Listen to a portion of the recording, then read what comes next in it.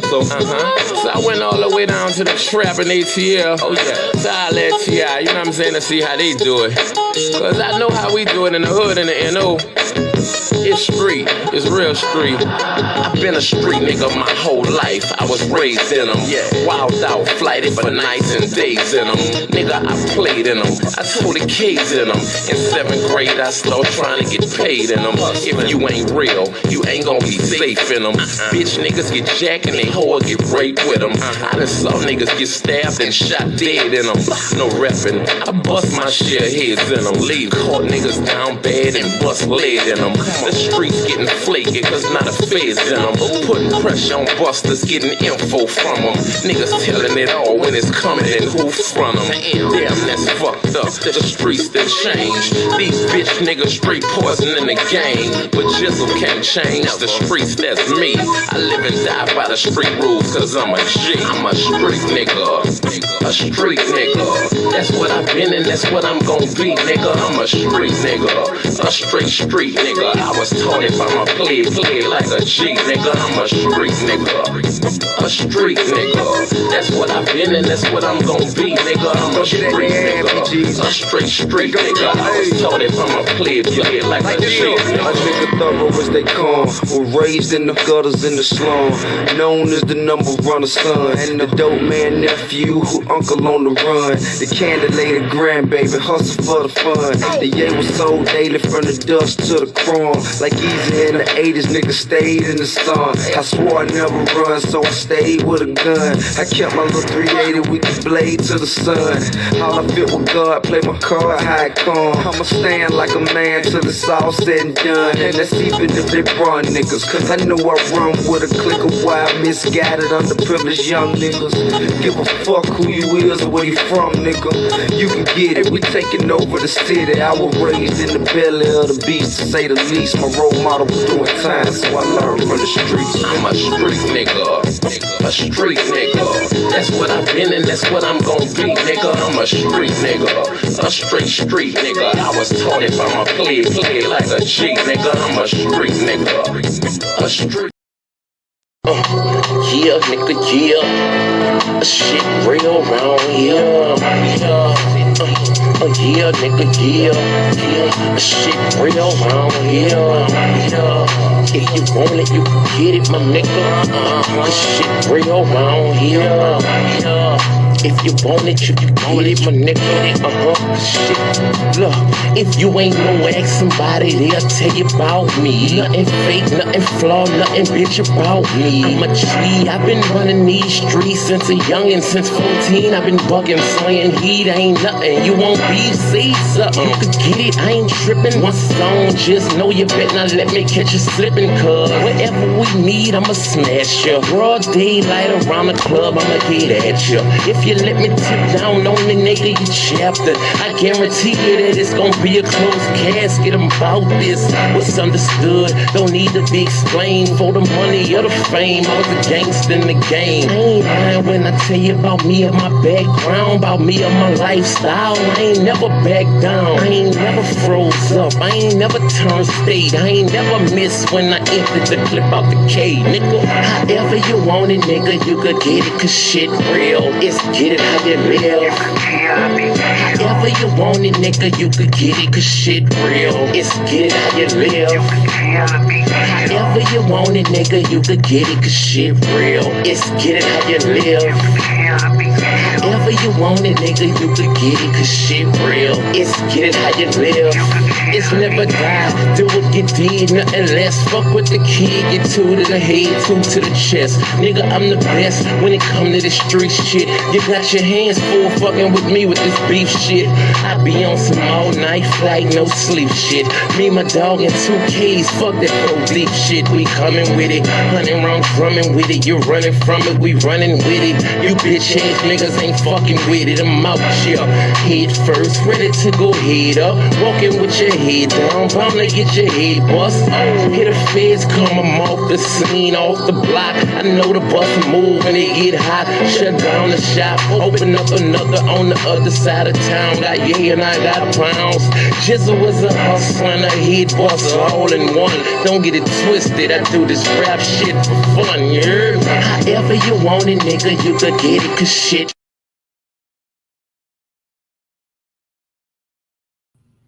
Welcome to the RVA, the Revolutionary Agenda. I am your host, Seduction Doll. I go by many names as of late, but welcome to the Revolutionary Agenda. Sorry for being off camera. I am extremely sick. Like, they get cold, we get the flu. In my version of things, I got the flu. Very, very ill. And my head hurts. So I decided to get this out of the way because I won't have a chance tomorrow as it be the holiday and whatnot. But because I'm going to the Black House, so I won't have a chance. And by the time I get back to my house, the doll house, it won't be until Saturday. Let's pray that I can make it to the Black House. Let's pray. There's a try to save up my reserves, cause to get over there. I have a couple of things I want to go over. It's tough, and I have to let Jesse rock out on Frontline Black News to cover all the topics that the new black media has already delved into. But in order to not constantly be talking on our mutual programs, I have to save it for myself over here so I can give a thorough perspective of how I see things. I hope that you can hear me because I'm not really talking loud. I'm trying to reserve my voice, but thankfully, as much as I've been coughing, I haven't yet got into that bassy, very, very white voice that I usually carry. So that's a good thing. Let's get to it. I want to say that I haven't did a show in like roughly 3 weeks. So it's kind of like that, kind of like on schedule. But I felt like there was a lot of things that we needed to discuss a little bit. I am thoroughly disgusted with our city, the city I live in, which is Denver. I feel like, God, man, the Denver can never keep itself out of the news. Like, can we just for 1 week not be in some shit? Like, can we not be doing the most? Like, can we just, be like other cities and just be chill? Like, I mean, is that too much to ask for? It seems like the fucking mayor is just doing the most. They're walking it back. They're doing the most. They're walking it back. It's like, God, man, and then the news don't make it better. It's like the media is making it even worse. So let me give you the facts. Let me give you what I think. Let I think about how I think he should. I think the president should do. He should approach this situation, or Tom Holmes, or whatever the fuck his name is, because we is full support of a fucking deporting criminals and whatnot. Full support. I mean, that's been the new black media thing lately. So full support. However, what nobody is discussing is that you only have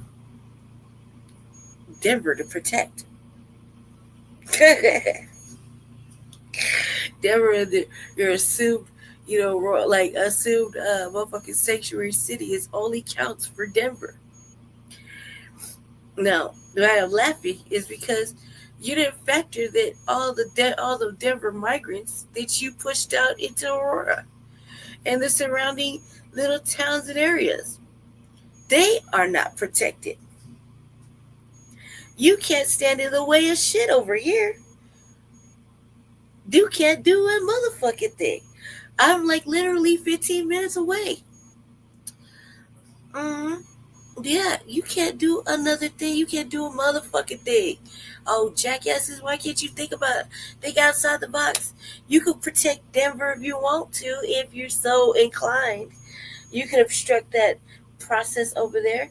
You can do as much as you want to, but that ain't gonna stop them from going up in your Arapahoe County Jail, your Adams County Jail, your Jefferson County Jail, your any other county jail other than Denver.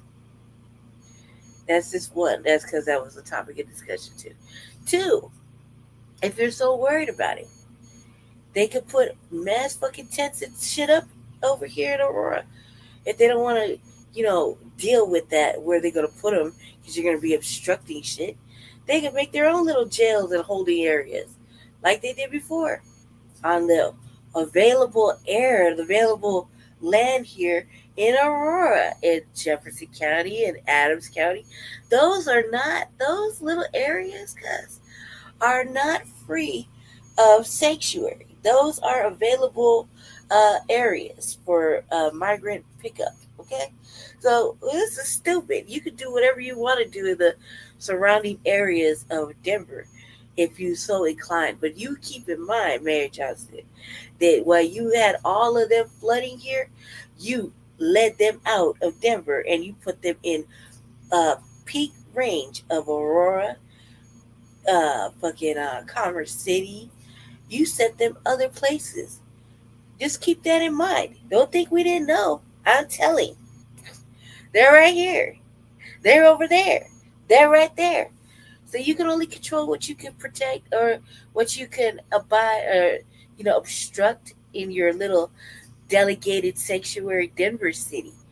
Other than that, any other area around Denver is up for grabs. Dumbass. Why isn't anybody thinking about that? And they don't have to worry about your little jails. They go up in your little jail if they want to in Adams County, Jefferson County. You feel me? So Arapahoe County is definitely up for grabs. Don't think there are any illegals in there. There are. I've been to jail many times. I went to court with all of them. They ain't in there. Don't worry about that. And if you're worried about your immigration jail that lies on the border of Denver and Aurora, I'm pretty sure it's more in the. I'm not sure actually. I have to look it up. But that's okay. It. Don't mean shit. There's all this available area where uh old Trumpy was visiting over here, and all that available land, you could just pop up a whole bunch of big ass fucking military installation tents and go ahead and do what you did before. And, cages and all that extra shit. Just get to work. I don't understand why nobody was thinking about it. You can't protect shit over here. You can't protect shit. You can't protect nobody over here. Aurora is not a sanctuary city. Aurora is not. And it's run by a number of racists and white supremacists. So you ain't protecting a motherfucking thing over here. Arapahoe County, nah. And just keep in mind that Denver mayor shoved him out of Denver and pushed him on to everybody else because he was overloaded. You know, let's admit that, but we was there. We watched that shit happen. Why you think every time we come from Jesse's, from Jesse to my buses were packed? Or I'm going to Jesse's house, the buses were packed. Going to the hospital, going to the clinic. Why do you think that happened? Let's not be naive. Let's just stick to the facts. I guess nobody want to ask anybody of presumed intelligence what that means.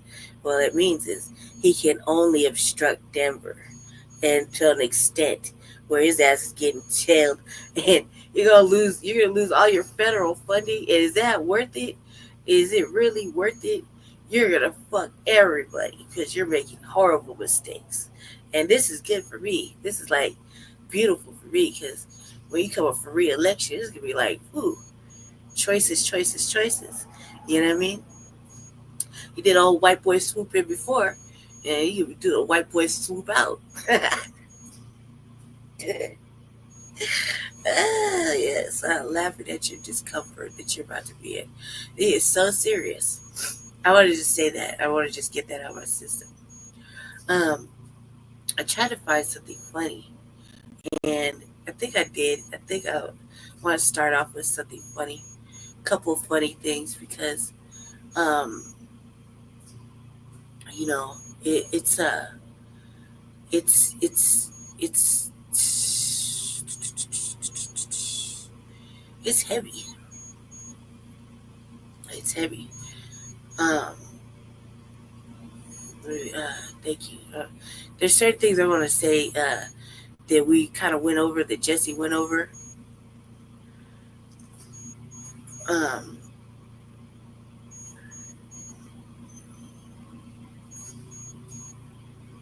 let me see. Okay, yeah. Let me see. Okay, play this over. Hold on. Hold on. Let me get to sharing the screen. I'm going to be in and out of this sharing process. Wait, hold on. Let me get this over here. Why am I fucking failing myself real quick? Okay. Okay. Okay. I had to start with something funny, but there wasn't a lot of funny stuff on. So I just showed one funny thing that I found so far. Um, let me see.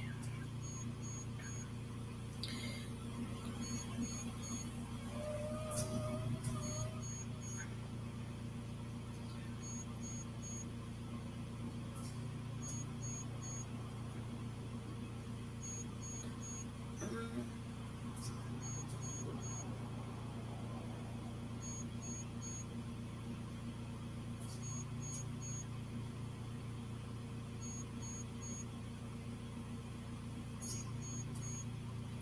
yeah, okay, sorry about that. I was just reviewing. Yeah, here we go. Let me get to the business. See somebody in whoever's watching. Hi, see you, little eyeball. Um,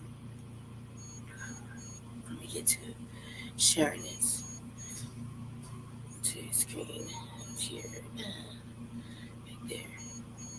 Okay, right here.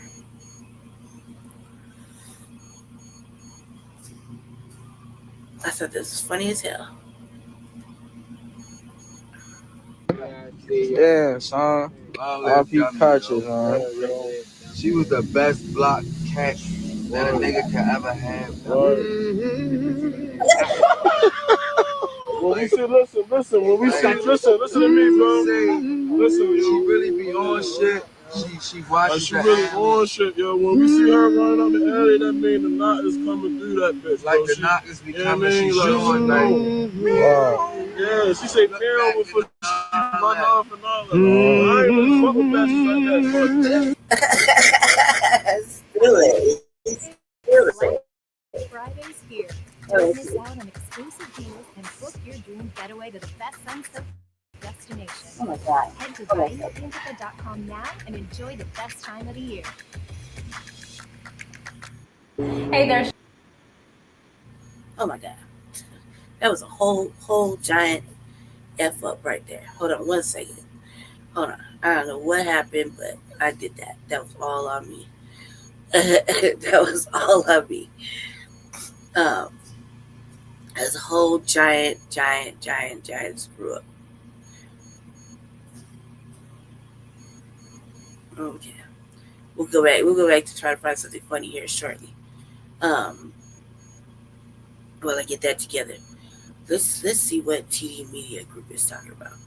Um, I had been watching the news a little bit when Jesse's not around.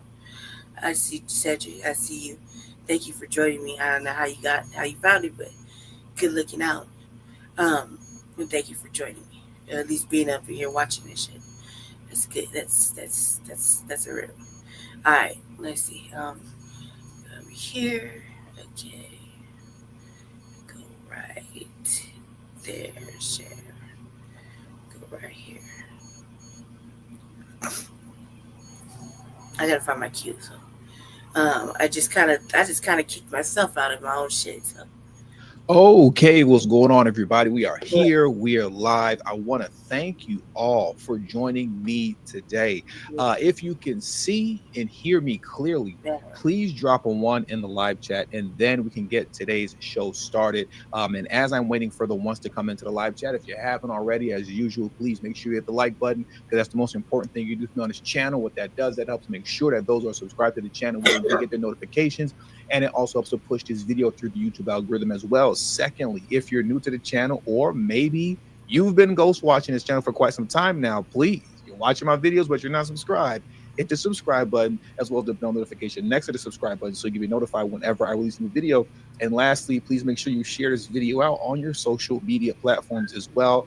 And also, lastly, do not forget to follow me on Telegram at TD Media Group. That is extremely important to circumvent social media censorship and shadow banning. So please do that. Follow me on Telegram at TD Media Group. And now that I can see that you can all hear me, let's get into today's show because this is going to be a good one and a very interesting one, right? So some of you may know this, some of you may not know this, but in the midst of all of the mass deportation talk that's been going on over the last, we can say, 2 weeks now, currently, as we speak, there is a caravan coming of 1,500 illegal immigrants that are headed to the border. And what I want to do right now is jump into this clip right here. I believe it's from Newsmax, where they're going to look, I'm just gonna say it like this: why in the fuck are you still coming over here? Like, I mean,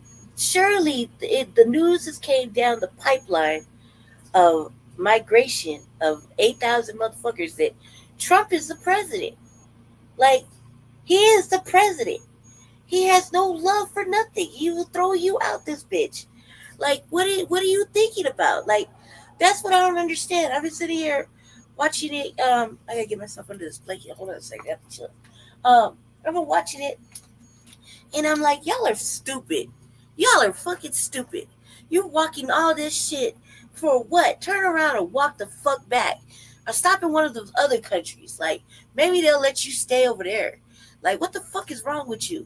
You know what I mean? Like, why in the fuck are you coming over here? Do you not recognize who the president is?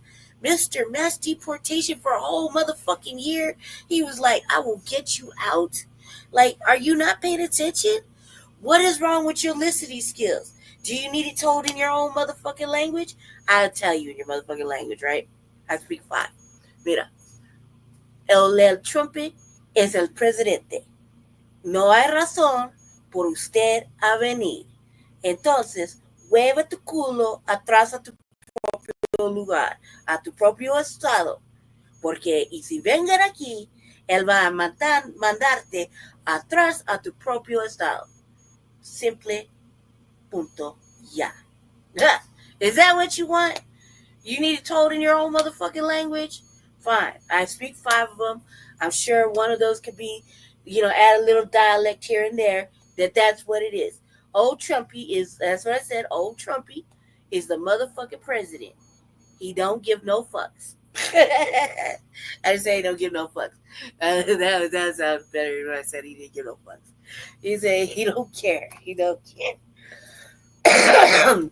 He don't care. So get the fuck on out. Like, why are you walking still? Like, get into how the cartel is currently advertising heavy to these illegal immigrants on apps like WhatsApp and Instagram, advertising heavy, letting them know, listen, you guys need to come to the border so we can get you over here ASAP before Trump gets inaugurated. So they're running heavy advertisement for that. And there is a possibility that 1,500 caravan of illegal immigrants.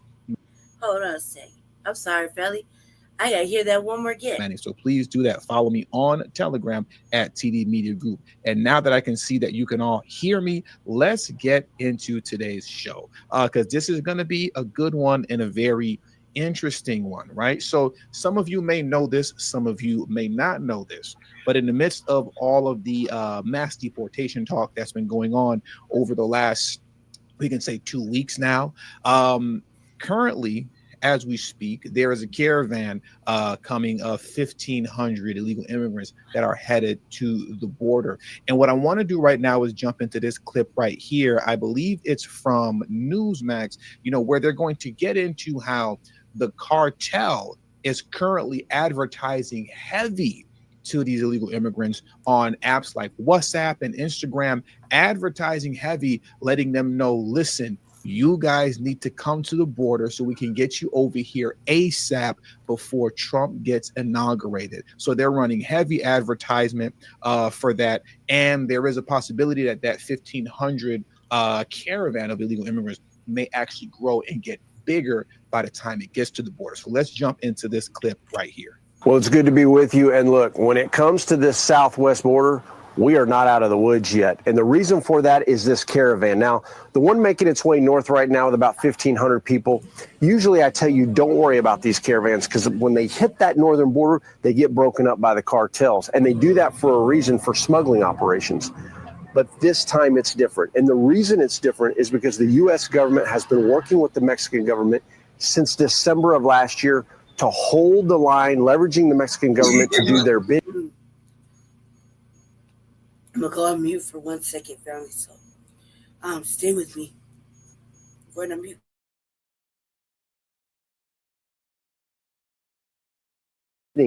And as a result, you have hundreds of thousands of people backing up in the state of Chiapas. So when you see this caravan making their way north, what that means is it can double, triple, and quadruple, or others could be created.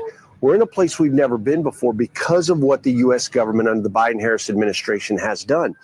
So we're not out of the woods yet. And now overlay that with the fact that you have the cartels telling all of them on social media and on WhatsApp, if you don't come to the United States now, you're not going to make it in before President Trump gets in. So there is the push and pull factors. But the real tripwire to watch here is, what is the Mexican government going to do? Are they going to continue to hold the line as they have over the last year? Or are these groups too big now to stop?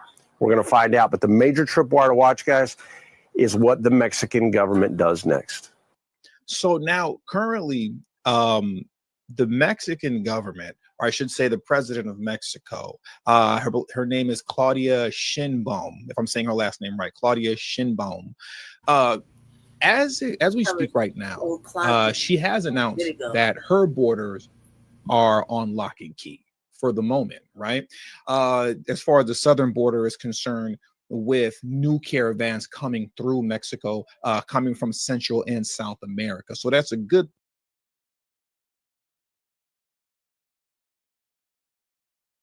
All right, I'm gonna try to be quick, because I go on mute so I can clear out my lung, so I can actually talk.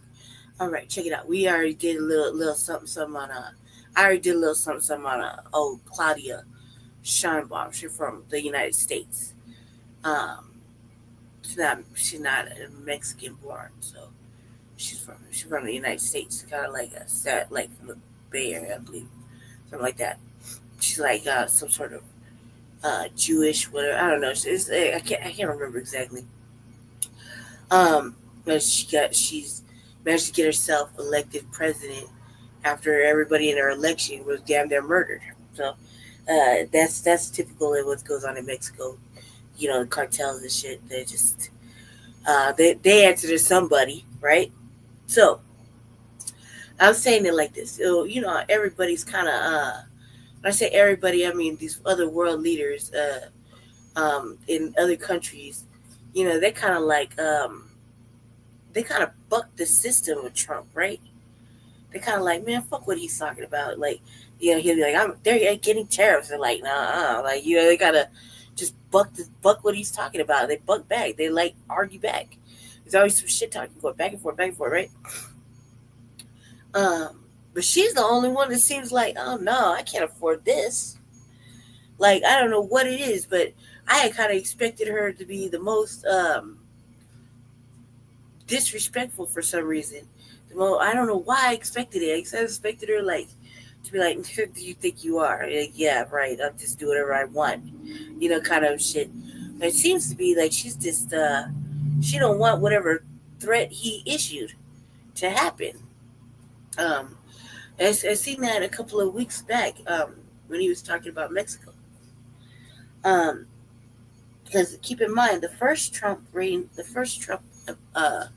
would say the first Trump episode, the first Trump presidency, there was a different president in Mexico. So this is a woman, and this is different. So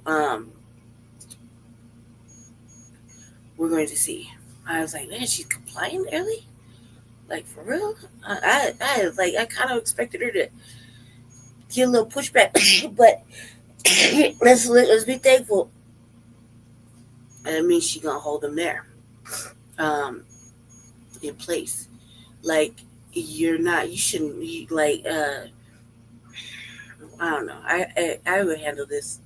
I always thought I would handle it differently if these people were leaving from country to country. I would handle it differently. I would handle it differently. We'll see. Let's see. Let's see how it plays out. We start this up again. Thing, but we're going to get to it a little later, how she is a little bit on the defiant side. So we'll see how long this stuff lasts, because she does have a very, you could say, I'm a strong woman, hear me roar spirit. You get what I'm saying, to say the least, right? So we'll get to that a little bit later towards the end. I spoke too soon. Shit. You see what I'm saying? I kind of expected it.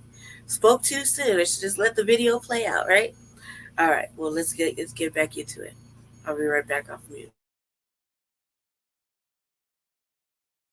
Of the stream, but what I want to focus on next is that what's interesting about this caravan that's on its way here with the 1,500 migrants that may expand to more, and which should be the last of the caravans if what the Mexican president said is true as far as her southern border being on lock and key. What's interesting now is that since Trump has been elected president and he has made Tom Homan his border czar, now Greg Abbott, the governor of Texas, he's all smiles these days. He's all smiles these days. And we're going to get to that later too. But my point is that the Texas border, for the most part now, is also under lock and key, with Homan and Trump being at the top of the pyramid. Right. So what's happening is that they're now completely avoiding the Texas border, for the most part, the cartel, and they're going to more friendly territory by way of Arizona and California, where they know they can get in with no problem. Right. So I want to get into that clip right now as well.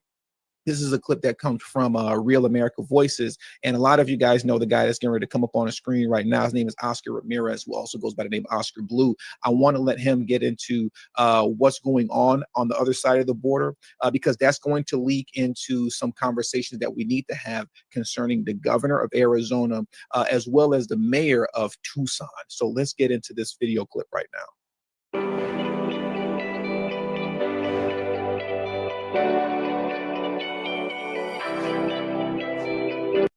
These migrants, what they're going to do is to rewind it back just a little bit. The majority of these migrants, what they're going to do is to go to these non-port of entries where it is controlled by the organized crime and the cartel, these open border gaps. They're going to pay the organized crime. They're going to pay the coyote and the trafficker, and then they're going to be let into the United States of America potentially. In Texas, they are denying the entry into these non-port of entries, into these open border gaps. What the possibilities for them to enter illegally are highly identified. The migrants already said Arizona is one of the places that they are going to enter, and also California, they're going to enter illegally to just deliver themselves under the claims of asylum and refugee. Terrence. And Oscar, that brings us to President Trump's promise of mass deportation the moment he is elected president or he's sworn in. How challenging will that be, particularly given the numbers that you just described in terms of migrants coming now? Extremely challenging. It is going to be extremely challenging. The first thing that President Trump needs to do, it is get out of the global compact on migration, cut the federal grants to these NGOs that they're enabling this, massive influx to continue under the humanitarian ideology But the other thing that is extremely important, Terrence, is hold accountable the people that they have been part of this. Mexico also needs to be held accountable. They need to threat of a tariff immediately, so Mexico will stop this enormous flow from south into the north, so they will decrease the massive arrival of migrants, and also to send a message, Terrence. This is, we need to hold people accountable. Alejandro Mayorkas, all these people that they have caused this humanitarian disaster, and there needs to be consequences. So immediately the message needs to be sent to other countries that there's a port of entry. Yes, we're not violating your international human right to enter the United States of America. There is a door, there is a process. You need to obey that process, and there needs to be sending a message that to a place that is a non-port of entry, you're not going to be admissible to the United States. Now, what I want to do is let's get into this article here, right, concerning the governor of Arizona, as well as the mayor of Tucson, Arizona as well. I want to jump into this because these folks, these DNC mayors and governors, they stay defiant. They stay defiant and refusing to want to comply with the future mass deportation efforts. And Oh man, he ain't even lying. Like, that's why I said earlier when I started the show, I was like, can we not be in some shit all the time? Every time I see the Denver mayor making nationwide news, I'm like, God damn it, dude. Like, can we just have 1 week where you're not fucking doing something or saying something stupid? Or can Polis not be on the news? Can we just have 1 fucking week where something stupid isn't happening? Like, this is dumb. He is not lying. He's talking about defiant and ill-informed and uninformed and just fucking like dumb. And then you got the media, the news here giving them hype and like over dramatizing it, I think, making it bigger than what it really is, and then putting it, it's like the media needs to be known here in our city, in every city really, but I'm just gonna speak from what I see here on my city in Colorado. Okay, I'm in Aurora. I'm literally 10-15 minutes. Jesse could walk from my house to the border where it cuts off and it says Wagyu Aurora.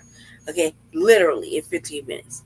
So it's like a bus ride from me to Jesse's, and that's there. All right, so it's that close. I mean, if he didn't read it, you're only really you only have to protect. Like, you're only going to obstruct your borders of Denver. That doesn't mean that there are other routes or ways to get up in this city or not. He pushed all these migrants out to these other areas. The other areas, like, for example, like I said earlier, are not protected by sanctuary status. There's no such thing over here in Aurora. Arapahoe County don't got a sanctuary status. Jefferson County don't got a status. Adams County don't have a status. The governor, he can only enforce whatever. The police can't. The police aren't going to be paid enough to stand up against anything. And even if they are, you cut their budget allegedly. So now you're gonna have to up their budget allegedly. No, this is dumb. And not only that, but you're gonna fuck yourself when he said we'll take away federal funding. But federal funding, if it's supposed to be spent right, doesn't it cover a lot of things? So again, now he's gonna create another level of benign neglect for being too proud. Look, Trump is the president. Trump said whatever. He got the right motherfucker to enforce his whatever. So, I would say just comply or get out the motherfucking way. He's gonna do whatever he wants to do. Right? That's just my thoughts on it. But he's not factoring in. He thinks that, like, when I heard what the mayor said, I was like, you have to walk this back. I told Jesse just like that, because you think average citizens are going to protest and stand in the way of or obstruct the way of them coming to do math, whatever? No. You're crazy. You might have some, but it's not. You act like the whole state's gonna get up and turn up and go protest. No, because they voted. Like a lot of our area was voted for Trump. So, no, that's not going to happen at all. That's not going to happen. And if you thought it was going to gain you any democratic points or any good looking points, no, it looks like from this perspective, you're making a grave error by saying anything of such ridiculousness. You're just being defiant, and like even like what they're saying is, if it sounds hard to you or sounds like an injustice, I mean, you can only imagine what FBA feels on a regular daily basis for any other fucking reason. But you feel some kind of way. Don't think anybody's gonna get involved in this stance against whatever the fuck this protest level. No, no, no. This is ridiculous. No. And I want to jump into that right now because Tom Homan has a pretty stern message for them as well. Now, this article title reads, Border State Governor vows to defy Trump's misguided mass deportation push. And the article reads as such. Arizona's Democratic Governor Katie Hobbs says the border state, which voted for President-elect Trump in the presidential election this month, will not be aiding the incoming administration with its misguided plan to launch a mass deportation operation. Hobbs was asked by ABC News about whether the Trump administration just out of curiosity, isn't that kind of hypocritical? Your state voted for him, so you knew what comes with Trump. What was his main points of fucking discussion? You knew exactly what comes with Trump, so now you're gonna stand in the way. Like, what kind of shit is this? Administration will bring a reset on the border, and she responded by focusing on current partnerships with the federal government to secure the border. And I quote, I am very hopeful that the partnership can continue and that the incoming administration will listen to not only my administration, but the experts here on the ground, the people that are doing the work and what is most needed and what we can continue to do that will be most helpful to secure the border. She says, the article continues to read, when pressed on the deportations, Hobbs was asked if state police and National Guard would help with deportations. I quote, we will not be participating with misguided efforts that harm our communities. And I've been incredibly clear about that. I keep asking this question over and over again. Why these DNC mayors and governors are so opposed to getting rid of the gangs out of their community, those participating in child's play out of their community, those violating women out of their community, why they want to keep that criminal element there is beyond me. I just don't understand what the end game is, particularly with keeping those kind of people there, because that's what they're doing. That's what they want to do. The article continues to read as we round this out. She is the latest Democratic official to promise not to assist the Trump administration with deportations. Earlier this week, Boston Mayor Michelle Wu said the sanctuary city would not be cooperating with the deportation operation after Massachusetts Governor Maura Healey has promised to use every tool in her toolbox to protect residents. We have to make an amendment there. She's not using every tool in her toolbox to protect residents. She's using every tool in her toolbox to protect illegal immigrants. And that's the kind of language that they like to disguise this in by saying, we're going to protect our community. We're going to protect our residents. No, you're protecting illegal immigrants that are in this country committing crime. And you're protecting illegal immigrants who are literally fugitives who have the deportation note on them that said they are ordered for deportation, but are living their lives in your city as if they don't have a deportation order on them. That's like me being a fugitive on the run and the mayor of Boston or the governor of Arizona saying, you're not going to come over here and get TD. We're going to protect him and his family, even though he's a fugitive on a run. This is extremely psychotic. And you see here, the mayor of Tucson is in the same boat. The mayor of Tucson, Arizona. Let me zoom into this just a little bit, and then we're going to hear from what she has to say. This is the mayor of Tucson, Arizona, Regina Romero. And Regina Romero said this. I'm not going to read this whole thing, but I'm going to play the video of her afterwards. She said, I want to reassure every single resident, once again, you see the language that they like to use, it's illegal immigrant, not resident. But she says, I want to reassure every single resident that I am committed to do all we can to keep our community safe. I am deeply troubled by President-elect Trump's plan for mass deportation. I believe they are cruel and immoral. Really, getting rid of Tren de Agua is cruel and immoral? Okay, go figure. I will work with our police chief to make sure our focus remains on protecting and serving Tusconians, I guess that says, right? Sure. So now what I want to do, give me a moment, because I do want us to hear from what this crazy woman has to say. So I'm going to get out of this screen for a second just to come back in a different manner. So while I'm doing this right now, please take a moment to smash the like button, subscribe to the channel if you're new to the channel, and also share this video out on your social media platforms. And most importantly, as I state and beg over and over again, please follow me on Telegram. Do that at TD Media Group. Link to my Telegram is pinned in the. Look, it is stupid if they think they're gonna get away with any of that.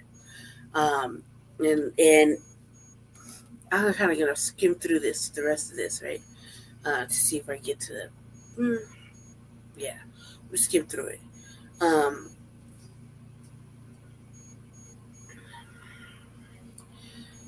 Because it's a long video.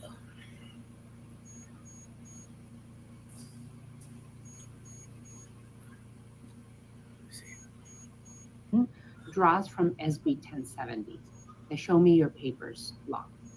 Organizations to protect children and shadow banning. I can't stress that enough. Telegram. So now I have the video up on the screen right now. Let's jump into this and see what it is she's actually talking about. And also, please smash that like button. Yes, like it. Dear Tucsonans, as your mayor, I want to reassure every single resident that I am committed to do all we can to keep our community safe. I am deeply troubled by President-elect Trump's plans for mass deportation. I believe they are cruel and immoral. I will work with our police chief to make sure that our focus remains on protecting and serving Tucsonans. Here in Tucson, we know how to stand up and fight against hate and racist laws. Part of our history is coming together with our faith leaders and other organizations to protect children and families from separation. I hear like a little accent. Is this brought a tether? Just a Hispanic tether? I hear a little accent here. I am unwavering in my commitment to this fight. While we do not have specific details about how mass deportations will be carried out by President-elect Trump's administration, we do know that it will be painful to children, families, and our immigrant communities. I cannot stand, I'm sorry to cut it off, there's maybe like 30 more seconds left. I mean, it just drives me up the wall, the hypocrisy in it all. How just U.S. citizens, people like you and me, we don't get this kind of consideration if the law is on our back. Nobody cares what's going to happen to our children. Nobody's going to care what's going to happen to our families. They can care less. If the law is on our back and we're fugitives on the run, you got to go to jail. You got to do your time. Whatever happens to your kids, whatever happens to your family happens. He is not lying. You're a fucking fugitive justice. They catch you. They don't give a fuck if you got your children with you. They don't give a fuck about none of that. Your kid is not going to jail with you. You better find somebody to leave it with. They're just going right in the motherfucking system. They don't care. They don't give a fuck about black people here. With this right here, the gentleness and the don't worry. We're not gonna let them come. We're not gonna let them take you and separate. Oh. Don't worry, I just want to reassure you, residents. Blah, blah, blah. Do. No, man. No. That's why we'll be staying home as motherfuckers get rounded up. We'll be peeking through the window like the nosiness that we are, like, And That's about it. We're not helping. We're not going to gauge. We're not going to be like, oh, stop. No, we're not going to be like, we're going to be like this. And our hands on our face, like, mouth feels like, I can't believe it. You know, we're looking out the window and like, you thought you were safe. Don't worry. This is what it feels like. You know what I mean? Did you think it was going to happen? You know, I got questions. I got solutions. Let's ask. Like, what in the fuck? Like, what did you think was going to happen? There's not going to be no reassurance of like, well, look, you know, she's like, I want you, you know, and just the concern and the oh man, like, you know, we want you to be, you don't want you to be scared or worried. We're not gonna let them do it. We're not in the business of separating. We want people to be happy. You know, I don't know what to understand. He knows that we'll fight. We know how to fight racism. Bitch, please. Like, come on now. But when it comes to illegal immigrants, you know, all of a sudden this is, you know, man with a small mustache 2.0. It really drives me crazy because it's so illogical and ridiculous. Right. We do not have the exact details as to when and if Proposition 314 goes into effect. We know that this hate-filled proposition draws from SB 1070, the Show Me Your Papers law. We are a... You see how she's drawing parallels that is not to World War II and whatnot? Oh my God. The Show Me Your Papers law? Really? Who did Show Me Your really Papers affect? law? Who did that really affect? You know, proposition draws from SB 1070, the Show Me Your Papers law. We are a compassionate city that knows that we are stronger together and that values our multiracial heritage. Justice will prevail. Okay, so that's enough of what she has to say. Let me remove this from off the screen and pull myself back up. Now what I want to do, it looks like I lost you guys on, you know, what Tom Homan has to say for those who intend on standing in the way. Tom, you heard this mayor out there in Colorado. I want to get your reaction to it, and I want you to be clear about who has jurisdiction: the federal government or state and local governments. And if you're a sanctuary state or city, are you breaking the law? You're absolutely breaking the law. All you have to do is look at Arizona versus U.S. You'll see these breaking the law. But look, me and the Denver mayor, we agree on one thing. He's willing to go to jail. I'm willing to put him in jail. That's strong language. You all remember what the Denver mayor had to say.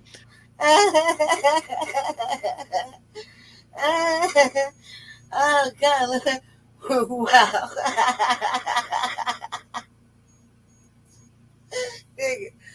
Oh my God! Oh my God! Hold on a sec, man. Hold on a sec. Hold on. I gotta go on mute for a second.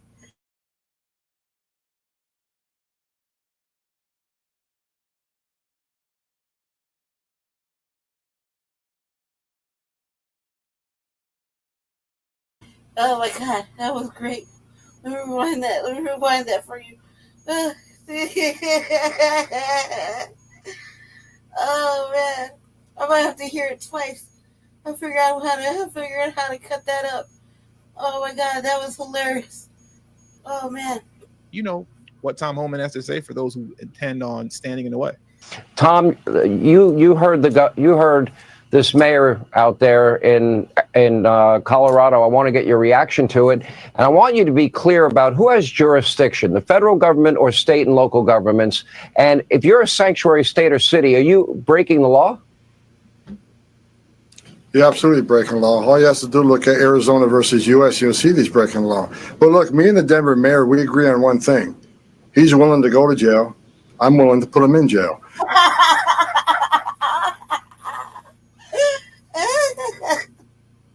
Oh my God, I'm so sick. Oh my God.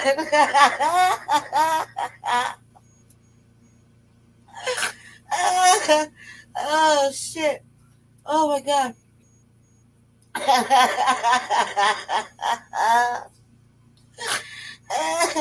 We agree on one thing. Yeah, man. Oh my god. One more time. One more time. One more time. That was hilarious. Oh man. Do it one more time. I swear to God, brother. I get. That was hilarious. That was probably the first laugh I really had all year. In Colorado, I want to get your reaction to it. And I want you to be clear about who has jurisdiction, the federal government or state and local governments. And if you're a sanctuary state or city, are you breaking the law? You're absolutely breaking law. All you have to do is look at Arizona versus U.S. You'll see these breaking law. But look, me and the Denver mayor, we agree on one thing. He's willing to go to jail. I'm willing to put him in jail. That's strong language. You all remember what the Denver mayor had to say about how he's willing to go to jail behind protecting illegal immigrants. You're willing to go to jail. I'm willing to put you in jail. Stop playing games with me. Stop. He brought it on himself. Oh Lord, like that's what he. Oh God, I wish it was so sick. Oh man, I'd be laughing so ugly. Oh my God, that was classic. That was classic. He's like,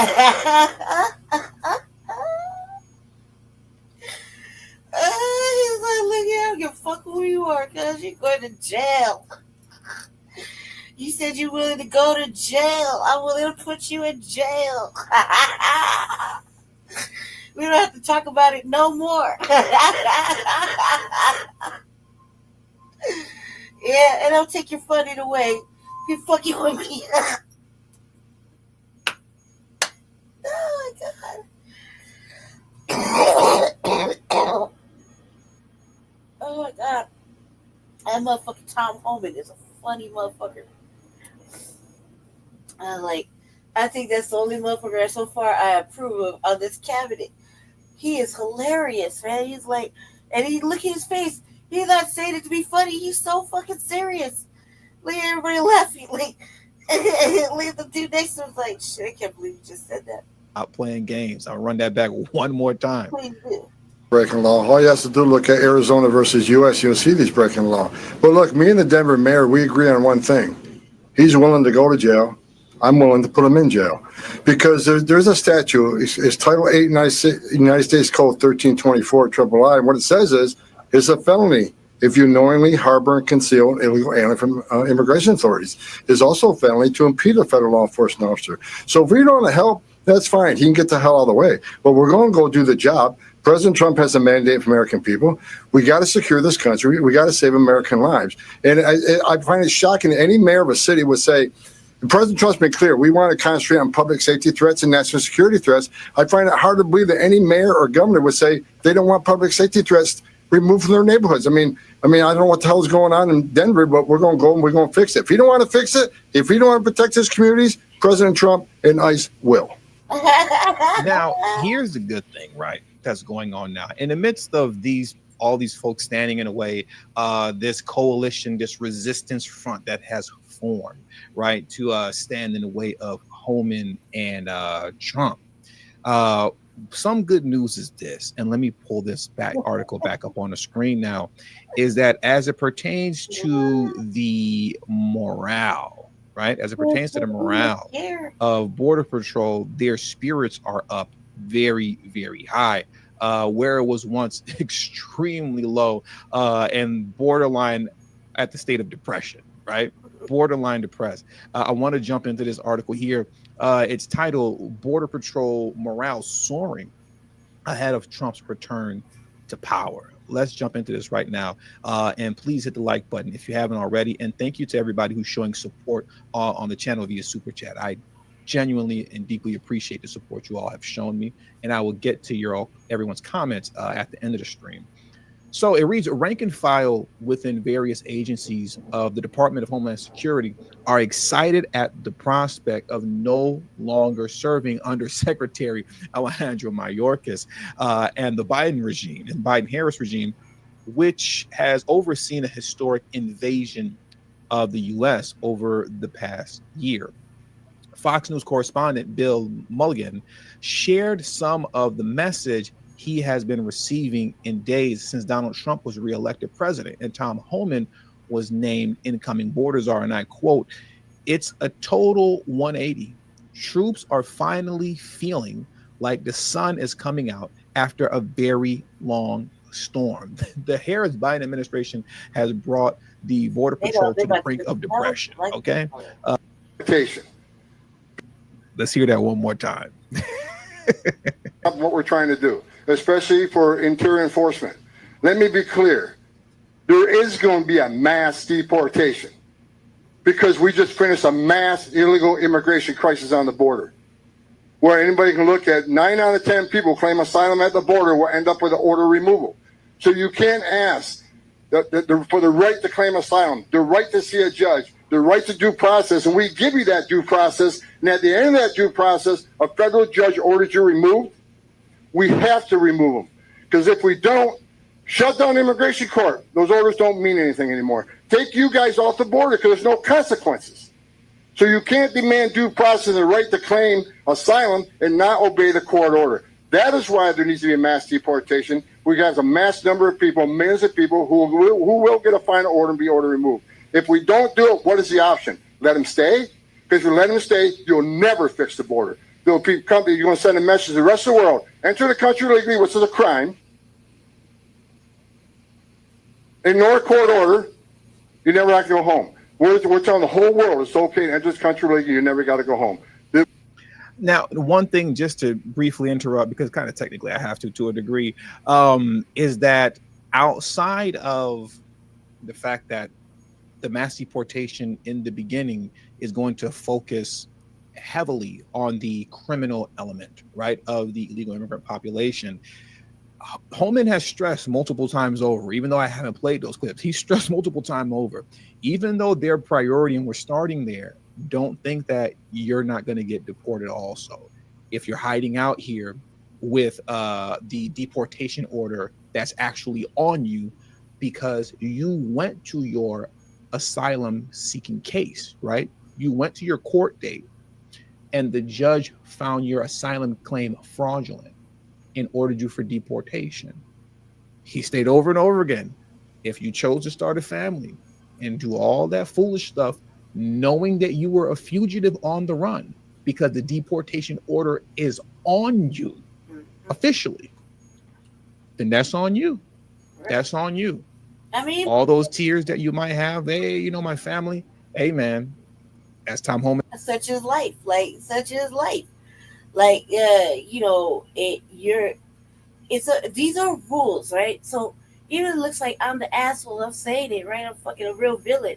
I don't give a fuck what anybody thinks. Rules are rules, right? So, for example, I'll give you an example, right? My children, all my children come from one individual, right? When my children come from one individual, that one individual got deported 3 fucking times, and each time I brought him back, and I had to pay, like, for him to come back into the country, right? But he decided to go to do whatever he wanted to do. Then I decided not to fucking bring him back, right? And I spent 10 years with one individual and had 3 God-given children, right? Then it turned into a big mess. You know, the cheaters and the other women and the other already made families, you know, wreck shit and fuck shit up, you know. So it's whatever. But when he got deported, he couldn't come back. When he had to do federal time here, he did federal time and then he got deported again. And at that time, it was under a Trump administration, and he couldn't come back in. He couldn't come back if I don't think he snuck back in during the Biden thing, but I'm pretty sure he did not come back in. He had to go right back to Culiacan. So that's where he was. That's where he is. I shouldn't have to. First of all, I'm not gonna do any of that. Like, you disrespect the family, and motherfucker has values. I have values.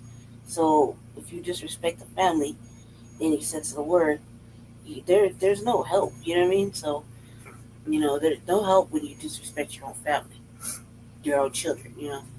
Your own, your God given, whatever. There's no free.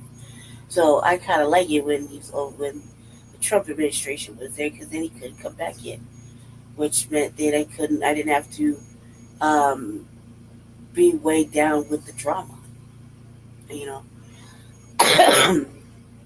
So I was kind of glad about that.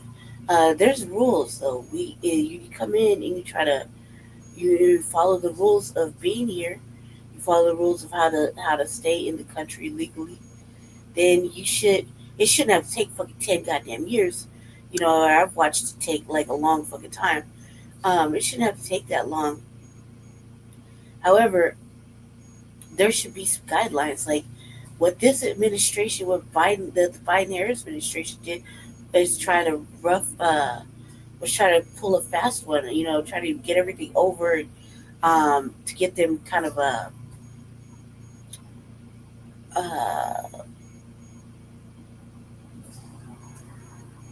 make them like workable, make them able to get a job, make them like citizen, like make them citizens, like of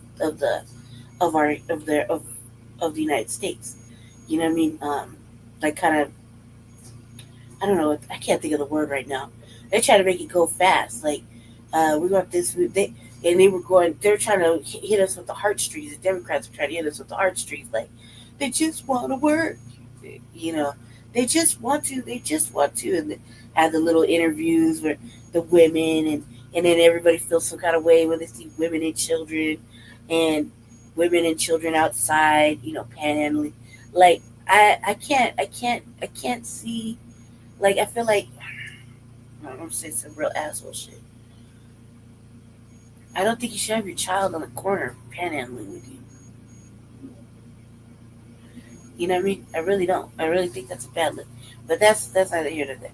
I just think that they have rules, and that there's a lot of individuals here that are supposed to go back.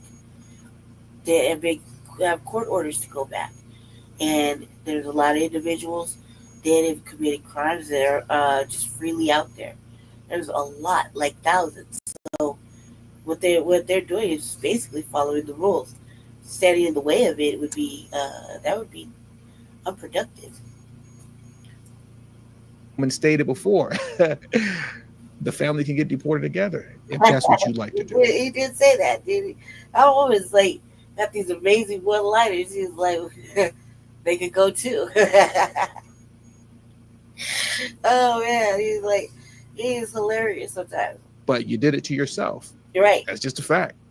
We're a nation of laws, and we're going to enforce the laws. The men and women of ICE, they're going to have a tough job ahead of them. And I'm sending a message for people that said they're going to get in our way. They're going to stop us from doing what we're doing on the interior enforcement operation. I've said it 100 times in the last week. Don't cross that line. It is a felony to knowingly harbor and conceal an illegal alien from immigration authorities. Don't test them. Also, isn't it a crime? I'm pretty sure it's a crime, like when you harbor a fugitive, right? Or even like if they got a warrant, you're harboring them. Is it a crime here? I'm pretty sure it's a fucking crime here for regular citizens. Like, oh, Johnny right there is a fugitive, but at my baby daddy and I will harbor him in the basement. I'm going to jail too. If I remember correctly, that's against the law. Right? That is against the law for natural citizens of the United States. I'm pretty sure. I'm almost positive that that's one of our laws. Okay, that's a natural law. You know what I mean? Like, we're going to jail too. Like, what was all that? Like, I'm pretty sure that's one of our laws for our own people, for our own fucking people that live in the United States. Isn't that one of our laws that we would go to jail for harboring a criminal, a known criminal, for when they, isn't that? I'm pretty sure that's part of our law for our own nation, for our own people that live here. Yes. Don't cross that line. Don't test us. Let's hear it again. 100 times in the last week. Don't cross that line. It's a felony to knowingly harbor and conceal an illegal alien from immigration authorities. Don't test us. The nation wants a safe country. We've had enough crime in this country, illegal alien crime. It's time to end it and stop it. President Trump's committed to it. He's committed to securing this border. He's committed to having this mass deportation operation and concentrating on public safety threats and national security threats. For any mayor or governor who's going to push back on removing public safety threats from your community, that is your number one responsibility. You all be teaming up with us. We have created the biggest national security vulnerability in this nation on the southern border. Because like I said, 2 million known gotaways. We don't know how many unknown gotaways already recognized. Now, what I want to do, as it kind of was just briefly ended, right? Came to an abrupt end. I want to take a moment to remind everybody, right? I do want to, oops, wait a minute. Oh, I'm sorry. I do want to take a moment to remind everyone, right, that this is what we all voted for. Mm-hmm. This is what the American people voted for. This is what we want. And to have the DNC be as defiant as they are just goes to show how anti-democratic that they actually are, right? They can't claim to be all about democracy, but as we all know, that just simply isn't true.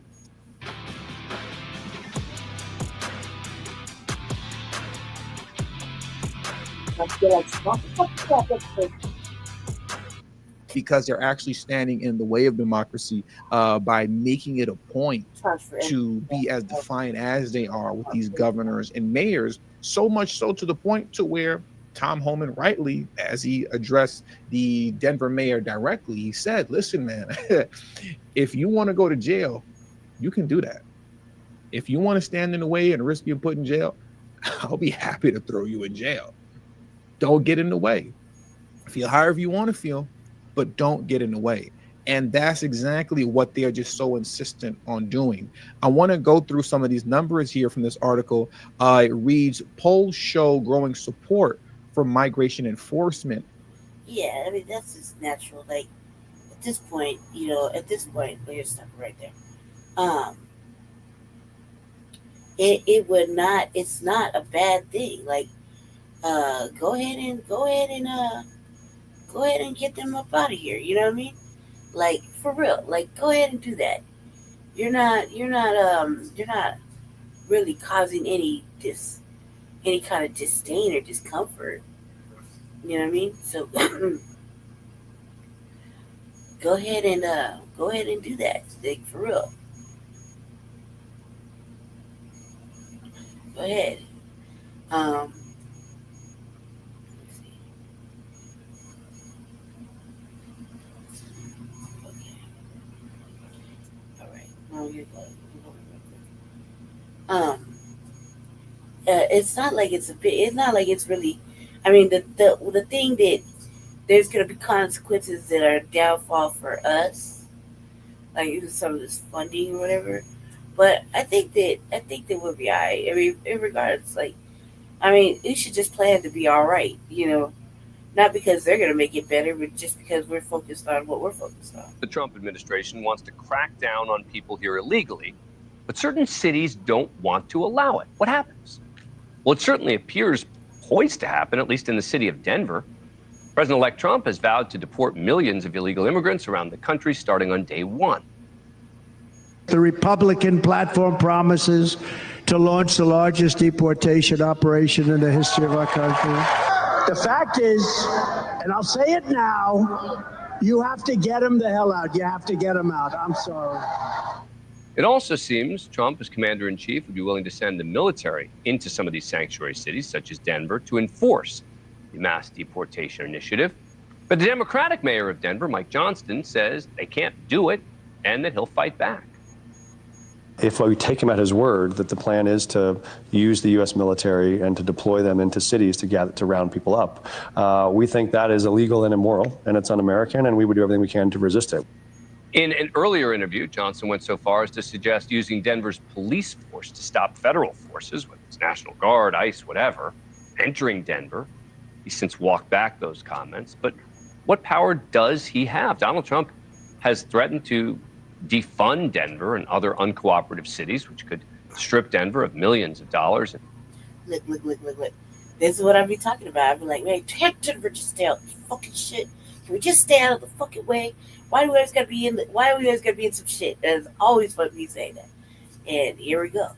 Like, you'll see, there's gonna be unintended consequences. And I like that term. Shout out to Jesse. I like that term. Jesse always says that when he's doing the zoning meetings, the zoning little sections, during city council. He's like, I just don't want to see any more unintended consequences. Every time he says it, I secretly smile inside because it's funny as hell. Because it's always that's all we didn't intend as unintended consequences. Even every time he says he's on the other side of the computer, so he can't really see me making faces. But I'm secretly laughing and smiling inside because that term is great. And funds they rely on. Republican Senator Rand Paul, who's set to take over chairmanship of the Senate Homeland Security Committee, said this yesterday. The mayor of Denver, if he's going to resist federal law, which there's a long-standing history of the supremacy of federal law, if he's going to resist that, it will go all the way to the Supreme Court. And I would suspect that he would be removed from office. I don't know whether or not there'd be a criminal prosecution for someone resisting federal law, but he will lose. And people need to realize that what he is offering is a form of insurrection where the states resist the federal government. So I think the mayor of Denver is on the wrong side of history. But is it really? I mean, what can a sanctuary city do legally? Let's ask John Sandwig, former acting ICE director and an attorney who specializes in cross-border business, immigration, national security. John, good to see you again. All right, so what can a city like Denver do legally if they don't want to assist in this kind of effort? Probably not as much as the mayor thinks, Dan. We saw a lot of this 4 years ago during the first Trump administration, and a lot of the mayors of the more progressive cities will come out and make bold statements about how they're going to restrict immigration enforcement in their cities. They cannot stop federal agents from enforcing federal law in the city. So that means if ICE wants to do an area sweep where they go door to door in neighborhoods, generally speaking, because of the supremacy clause, the mayor can't stop them. But where the mayors can be very impactful is in access to the jails. 95% of ICE's interior arrests currently all come from prisons and jails, including state prisons. Right. So, but he only will have access to Denver City and County jails. Denver City County, there's not a, is there a prison? Yeah, there's a women's prison in Denver. There's the CR. There's the thing you go through the prison intake building for those fellas, but you can look. They don't really they don't do a lot of. I mean, he has custody of those. But where right here is what he fails to understand is, and when nobody's saying out loud, which I'm gonna be the villain to say it, he don't control shit in Arapahoe County, Adams County, Jefferson County, Eagle County, anything. He only has say of what is covered by Denver. Okay, and like to all go around of that. It doesn't even matter. All anybody really has to say is he pushed all them migrants that we don't want to talk about over here to Aurora and the city, the surrounding areas. That's why all the surrounding areas have been putting putting him a notice and then telling them, no, we ain't taking your fucking migrants. The whole thing about it. I've been saying this for a while on all the previous RVAs.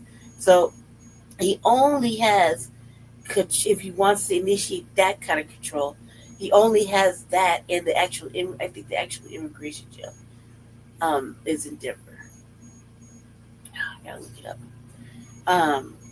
Is only in Denver. So that's it. That's all. He has no say over what goes on in Arapahoe County, Adams County, Jefferson County, any of those counties like that are around. I mean, there's plenty of counties. So Weld County, you don't have any access like to that. So they have free reign to think for themselves. They don't have to go along with his motherfucking program. And Arapahoe County is not a sanctuary state. I live in technically like the border cusp of Arapahoe or Adams. They say Adams of the paperwork that comes to the mail, but it's like Arapahoe. You know what I mean? It's literally on a divide. So you don't have Adams County too. You don't have no say about what goes on over here. And if it's like that, they can always go around it and put up these mass motherfucking military installation tents. Like they did last time. In jails. They can also, and they rely on access to those jails to get the immigrants there, where they're already kind of like a captured, they're literally captured, sitting right here. But they also rely on information. ICE relies heavily on information from the criminal justice system. Mayors can restrict that. So they can do some, serious damage to ICE's ability to execute this mass deportation plan, but probably not as much as some of the political rhetoric suggests. But it would seem to me if these Democratic mayors prevent the feds from coming into jails, like that would be like the least popular initiative they could possibly do, right? Because people are all saying, oh, all these innocent people are going to get deported. Now you're talking about mayors of blue cities saying, well, no, you can't have access to our jails. Well, Dan, I know you work a lot with police forces, and look, I think there are some limitations that are fair enough. And look, I had a lot of sanctuary policies when I was the acting director. The ones that were basically saying, look, if you're booked for driving without a license and we booked you because you didn't have a valid ID and we're trying to find out who you were. And the mayor says, I can't have you ICE taking them because it creates a chilling effect. Now victims are going to be scared to call when their immigrant spouse beats them up. Those are legitimate concerns. But I agree with you. Listen, some of these sanctuary policies went way too far, where you had convicted murderers where the locality would say he's a convicted murderer, but we're not going to give you to ICE, even though he's a foreign national. Obviously, those undermine public safety. Real quick, John. What about defunding? Can the president defund these cities? Yeah, absolutely. I mean, there's an argument that maybe the funding has to be tied to specific grant programs, but there are a lot of grant programs for Homeland Security. There are grant programs that reimburse the localities for detaining unlawful migrants. Absolutely, those can be cut, and I would expect them to be cut. Thanks for watching. Go to joinnn.com to find News Nation on your screen, and don't forget. I can sense some unintended consequences are ready to happen. As Rosa Flores is in Houston for us now. Rosa, how is Mexico responding to what we're hearing from the incoming Trump administration about how they plan to crack down on the border and carry out these mass deportations? Well, very sternly. As a matter of fact, Mexico's president held a press conference this morning in response to President-elect Donald Trump's threat to impose tariffs on Mexico, actually. But Jim, as you know, all of these things are intermingled. Mexico's president was very firm. She called out President-elect Donald Trump, saying that both Mexico and the United States collaborate on a lot of different levels, including economically. And in other words, she said that she's ready to respond in kind. Let me read to you a portion of that letter that she sent to President-elect Donald Trump. She said, quote, President Trump, neither threats nor tariffs will solve the issue of migration or drug consumption in the United States. Cooperation and shared understandings are required to face these important challenges. Imposing one tariff would mean another comes in response. I'm going to read that one more time because these are very important words from Mexico's president. Imposing one tariff would mean another comes in response, continuing like this until we put shared companies at risk. Now, the tone of this letter is very important because Mexico's president is not just talking about tariffs, about economic relationship with the United States, but also the border relationship with the United States, because Mexico has done a lot to help the Biden administration control the migration that is coming into the U.S. southern border, which begs the question about what is happening on the U.S. southern border, given that Governor Greg Abbott and the incoming U.S. border czar, Tom Homan, are on the border today. Here's the reality. The migrant apprehension numbers are extremely low. I talked to a law enforcement source, Jim, who says that on Sunday, migrant apprehensions were about 1,500. If you compare that to December of 2023, when 10,000 people were crossing the border per day, that just gives you a sense of the dramatic change. The reality is, and I've talked to both people on the ground, agents, and also advocates who work on the border, they say it is very quiet right now, very low, despite what you're hearing from Governor Greg Abbott and the incoming border czar, Tom Homan. Back to you. All right, Rosa Flores, important context. Thank you very much. What do Americans want in terms of what are their top priorities for Trump? This is according to CBS News YouGov poll that came out. Their highest priority is lower prices. 79% of Americans want lower prices. Just 26% say put tariffs on imports. So his strategy here could undercut what voters want him to do. Sure, but this, threatening tariffs, particularly against Mexico and other Central American countries, was basically the central pillar of his diplomatic approach to migration when it came to this region. So yes.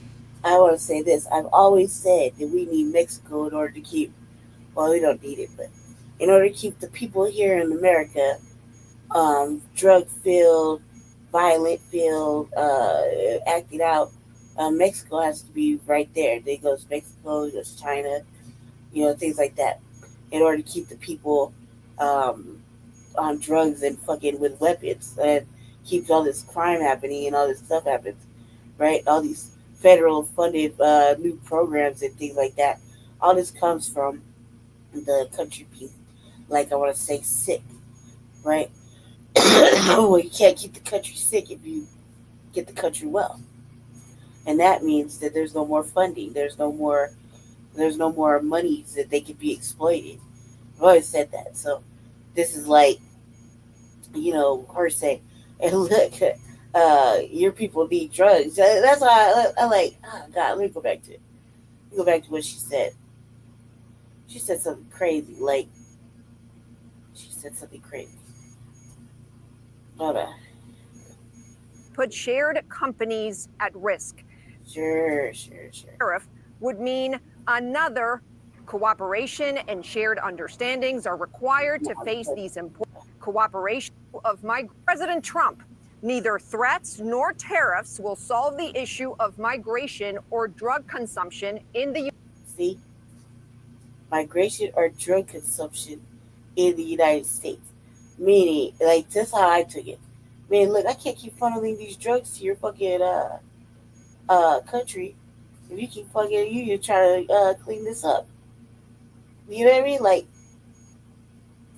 you need the migrants over there, and you need these drugs. So stop playing. That's why I took that first sentence. United States. Cooperation and shared understandings are required to face these important challenges. Like, look here, get with the program. This is what we're doing. I'm in charge. This is what I said is going to happen. You can go ahead and say whatever. I'll just say whatever back. It's like that. Imposing one tariff would mean another comes in response. I'm going to read that one more time because these are very important words from Mexico's president. Imposing one tariff would mean another comes in response. I mean, she ain't afraid to punish the United States with a shut off of anything. That's what that means. Which is like, see, this is what happens when you throw your dick around. Basically the central pillar of his diplomatic approach to migration when it came to this region. We bringing this back, cuz? Like, is this hair coming back like this? Like, this is like, what is this, high top? Like, we're bringing this back? Is he bringing it back? He's trying to bring it back? So yes, while those economic concerns are true, the president-elect, he does gravitate towards immigration and migration as his primary issue. This is one of his basically go-to steps when it comes to his approach for these nations. The other thing that's not being talked about as much is sort of Mexico's response to this as well. In order to do many of those ambitious plans that the president-elect has been talking about, sweeping border restrictions, mass deportations, you also need somebody to take in those people that you're reporting, that being the Mexican government. They've been basically a collaborator and one of the prime reasons that the Biden administration has been able to drive down border crossings recently. And today, the Mexican government also issued a response to the president-elect. Hey, just before you jump in, just to read that response from Claudia Sheinbaum, the Mexican president. She said, President Trump, neither threats nor tariffs will resolve the issue of migration or drug consumption in the United States. Cooperation and shared understanding are required to face these important challenges. Imposing one tariff would mean another comes in response, continuing like this until we put shared companies at risk. A pretty stark warning. It is a stark warning, and I think that statement comes from a sentiment that I would hear often in Mexico as well while reporting there, and that's that there are officials in the Mexican government that also feel as if they have some leverage, with this new administration. We often talk about this as the president-elect Trump, issues threat to Mexico and has these immigration demands. Well, Mexico also knows that, the U.S. needs Mexico in terms of many of these plans when it comes to the border. And that was one of the more sort of direct statements I've heard. But it was something that I think you often hear privately that's now made its way to the public when it comes Manu, can I say just a quick word on China? Sure. China is a little bit different than Mexico and Canada. Obviously, those two are the biggest trading partners, are close allies. But with China, Trump really has used tariffs as a means. He talks about fentanyl quite a bit and kind of uses that as the punitive measure, but really he's trying to force them into a position where he can get them to negotiate better trade deals. He says that they take advantage of the US. And so that's been his tactic all along. And it was very controversial under the first Trump administration. But the Biden administration, when they came in, they did a review and decided not to reverse a lot of those tariffs. And so actually both parties have come quite a long way since the first Trump administration. When it comes to China in particular, it is much more controversial for countries like Mexico and Canada. But with China, there's a little bit more tolerance from both parties for actions like this. And I think you're going to see that even moving forward. One thing, though, has been, Trump has had a shifting ideology on a lot of issues over the years, shall we say, to put it mildly, on some issues in particular. Tariffs has been different. This is Trump from 24 years ago. Buy your tickets at Ticketmaster. Because whether it's the dribbles or the drip, the NBA is always better IRL.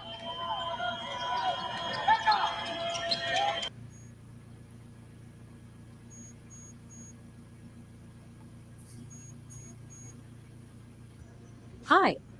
Wondering how much it costs to rent a custom exhibit in Las Vegas? If yes, trade shows are a great opportunity to get your company in front of new customers. But before you can start planning your next show, you need to figure out how much it will cost. There are numerous elements that influence your overall trade show budget, but the cost to design and rent a custom exhibit is one of the most significant. So how can you begin to estimate how much renting an exhibit in Las Vegas will cost and what variables influence the price? Here are a few things. There are a lot of things I'd do if I were elected, but one thing I'd do definitely is stop other countries from ripping off the United States. They are ripping us like we've never been ripped before. If you look at Japan, if you look at China, where we lose $100 billion a year with China, and they do nothing to help us with potentially our biggest problem of all, and that's going to be North Korea. So I would start right at that point. And at the time, Trump was actually flirting with the presidential run, possibly alongside Minnesota Governor Jesse Ventura on the Reform Party ticket. A lot has changed, but not Trump on tariffs. Well, you have to think, too, he probably is a businessman and in getting merchandise from China, has some experience with it, clearly felt like he wasn't getting the deal that he deserved. And this is one of those areas where he does feel like he, Talking about tariff exclusions, and U.S. companies can apply for what amounts to a hall pass to avoid paying those tariffs on China if they can show that it would cause severe economic harm to them or that they can't get the products elsewhere. Now, during the first Trump administration, these exclusions were very hard to get. Between 2018 and 2020, only about 1 in 7 companies. Man, there's always a loophole. There's sometimes I just want to see some. No, you can't get out of it this time.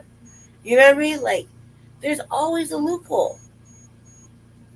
All right, so Donald Trump's border czar, Tom Homan, was on the border today in Texas. He said he was there to prepare for Trump's stricter border policy, which takes effect on day one of his presidency. Homan also toured the 1,400 acres offered by Texas to build a controversial mass deportation facility for undocumented immigrants. Many blue state governors and mayors have vowed not to cooperate with the Trump administration's deportation policies and might even try to impede them.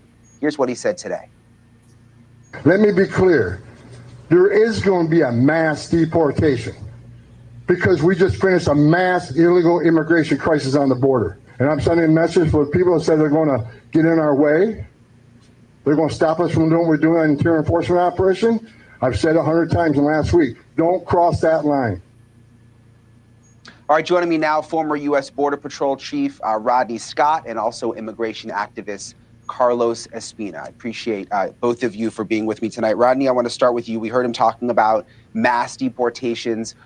I mean, I keep wondering, is that sort of just a buzzword? What does that actually mean? Are they just going to go after criminals? Is this going to be something where we see, you know, like families being pulled out of homes? What does mass deportations mean? So the word mass seems to get everybody's attention, but the deportation, the number, it's going to be a very, very large number. You can add the adjective that you want, but we have over 1.3, upwards of 1.4 million illegal aliens with a final order of removal issued by a judge. To adjudicate that, you have to, or to actually keep integrity in the judicial process, you have to take that final step. You have to remove those people. The vast majority are going to be criminals. Those are going to be the people they go after initially. But the difference between the Trump administration and what we've seen in the last administration is law enforcement officers are not going to be forced to ignore illegal activity going on right in front of their face. When they go to take out a target, whoever that individual is, when they encounter other illegal aliens that have an order of removal, they're going to be deported as well. Just by sheer statistics, it is going to be the largest operation that this country's ever seen because we've never had an illegal alien population, especially even with final orders of removal, this large. Carlos, in terms of what Rodney was describing as sort of like phase one, people who are criminals, do you have an issue with them finding them and deporting them in terms of that criminal population? No, of course not. And I think the vast majority of the people here in this country, citizens, non-citizens, agree with, deporting people who commit crimes. If you drink and drive, if you abuse your spouse, whatever it may be, I'm all in favor for, deporting those people. I think the worry comes when we talk about mass deportations and what we saw in the campaign. It wasn't really limited to that, and there is a lot of, while there is people, that broke the law and came here legally, at the end of the day, they're still here contributing, working, paying taxes. And I'm not saying there shouldn't be any punishment, but, maybe there can be something different. You pay a fine, you pay some sort of other retribution for the actions you've committed without having to go to the extreme of deportation and separating families. And at the end of the day, affecting our communities, because a lot of undocumented immigrants in construction, in farm, in every sector of the economy essentially contribute a lot to this country. And I think that's really where the worry comes in. If we just focus on criminals, okay, I think that's fine. I think the issue is when you start going after hardworking people who are contributing, and that's what gets people worried. Could it actually come to that, Rodney? I mean, I know a lot was said during the campaign, but you understand the inner workings and the staff and how many people there actually are. I mean, could they actually go into factories, places where people are working who are not criminals and just say, we're going to figure out who's not here illegally and they have to go right away, regardless of whether they're working or if they have families or whatever? So let's be clear. Federal law requires that anybody that is in the United States illegally basically be deported. There's a process for it, but that is the law, period. If you crossed into this country illegally and you're apprehended, you're going to be set up for removal proceedings. And when a judge says that you don't have any reason to stay here, you're going to be deported. There is no protected group of illegal aliens under the Trump administration. There's no protected group of illegal aliens, by the way, under federal law. The last administration carved out some exceptions that were not legal. So I believe the next administration will do the same.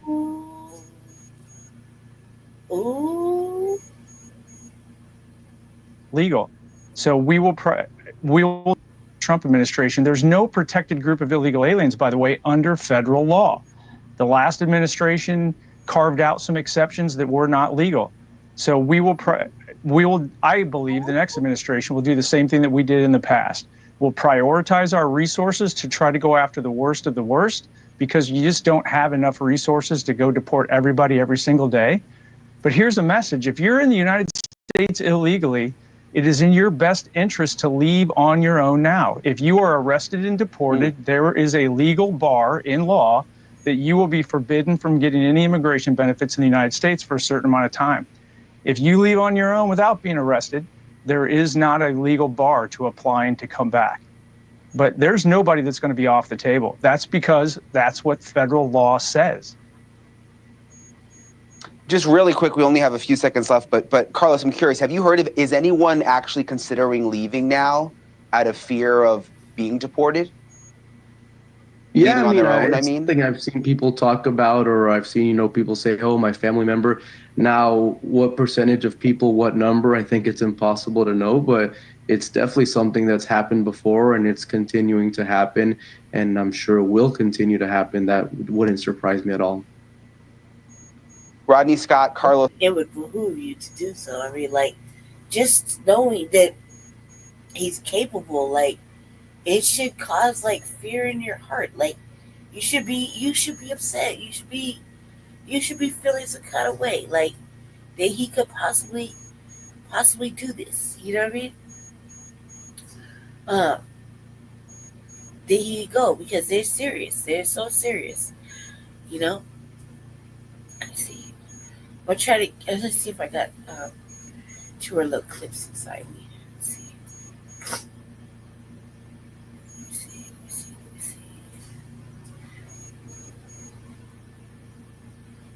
I want to talk about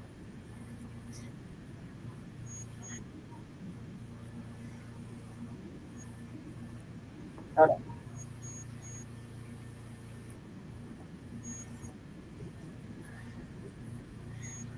All right, let me see. Wrong one. I try to get to. There's I might have to come back to that. TBA did an excellent broadcast this weekend, but I only got to hear portions of it. Jesse was here, and it's really hard. I don't understand how he does it, but he does. He manages to. I have to listen to get to the section I want to listen to. So let me get to what I want to hear. Hold on, let me get to share it. Share.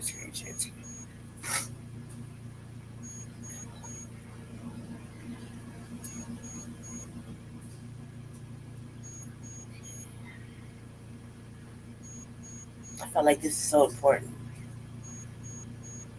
Burning Spear. Brothers and sisters and comrades, Uhuru is Swahili for freedom. It's a greeting that we use in the African People's Socialist Party and the organizations under our influence, ideologically, politically, and organizationally. It's a greeting that we use. It reflects a demand that was. He's so adorable. Oh my God. How can you ever want to do anything bad to that man? He's so adorable. He looks so comforting. You know what I mean? I was I officially decided. I was like, can he just talk for me? And, something bad, you just read, something should happen, and I just have to go to the upper room. Can he read my eulogy, please? I write it out for him, because he just, look at how serious he is. He's just so serious. Born in our struggle in the 1950s as a consequence of the work that was done by the Kenyan Land Freedom Army, commonly known as Mau Mau, in the struggle that we were engaged in at that time against British colonialism that dominated our lives in Kenya, where the arrogant colonizers from England presumed the right of dominating our people, stealing all of our resources, and in fact, killed more than 300,000 Black people as a part of the process to maintain their power. I want to say that we use this word slogan demand uhuru, freedom, because we think that uhuru is something that should be on the minds of African people 24 hours a day. You call our office, we'll greet you on the phone with uhuru. You call our homes, we say uhuru. When we greet you, we say uhuru, because uhuru, freedom, there's nothing more significant for African people, for all people around the world than this question of freedom. I've asked you to participate in this discussion on today. I wanted to talk to you, this address to the African nation, in the face of the election of Donald Trump and the response that we see coming to that election from an assortment of people, groups, tendencies, forces throughout the world and in the United States itself. There are people who are proclaiming that the election of Donald Trump means doom for African people. And we say that's true, that the election of Donald Trump means doom to African people, just like the election of Joe Biden meant doom to African people, just like the election of all of the colonizers that have had come before them means doom to African people based on our lack of organization and our willingness and ability to take responsibility for our own future. But we're not afraid. Nope. Some years ago, the African People's Socialist Party and the Uhuru movement put forth an understanding that we are living in a time of what we characterize as an uneasy equilibrium. That the fact is that we have been confronted for a while now with this contradiction between the past and the future, glaring contradiction, coming into greater focus every day, where the past of colonial domination, the past of humiliation, the past of the theft of our resources as a people, the past of our division and separation as a people in Africa and everywhere else, that past is something that we have been looking at and is competing with the future that we are ushering in, that we are fighting to bring into fruition, that people like Palestinians and Venezuelans and other people who live under colonial domination have been struggling to bring into fruition. It's this contest between the past and the future that represents this uneasy equilibrium that we see happening in the world today that makes so many people uncomfortable and that has made so many people frightened. And so we have recognized this for a while. We have worked to organize to deal with this. We have developed tactics and strategies for the liberation of our people. We have moved to resolve most of the ideological and philosophical and organizational contradictions that we have been confronted with as a people, as a colonized population globally, to move our struggle of freedom so that the past is completely buried and this future of a liberated people. It's really important for us to understand, we believe, and we have said all along, that progress, human progress, rests upon the success of colonized people to win our freedom. This is the thing that will take us into a new era, a new world, etc. So there is a lot of concern. We've seen a frantic, almost terror coming from a sector of the liberals who are warning us that with the election of Trump, we are confronted with fascism. Fascism is upon us. We heard people talking about this even prior to Trump's election, that he was a proto-fascist. We heard this even during previous elections at the time when Cynthia McKinney was running for office, and prominent black leftists, as they characterize themselves, and even some of them who characterize themselves as communists, were saying that to vote for Cynthia McKinney was going to allow fascism to come into existence. They saw this as something that represented what existed in Germany in the 1930s. This is what they were saying. And we were saying all along that that's not the case.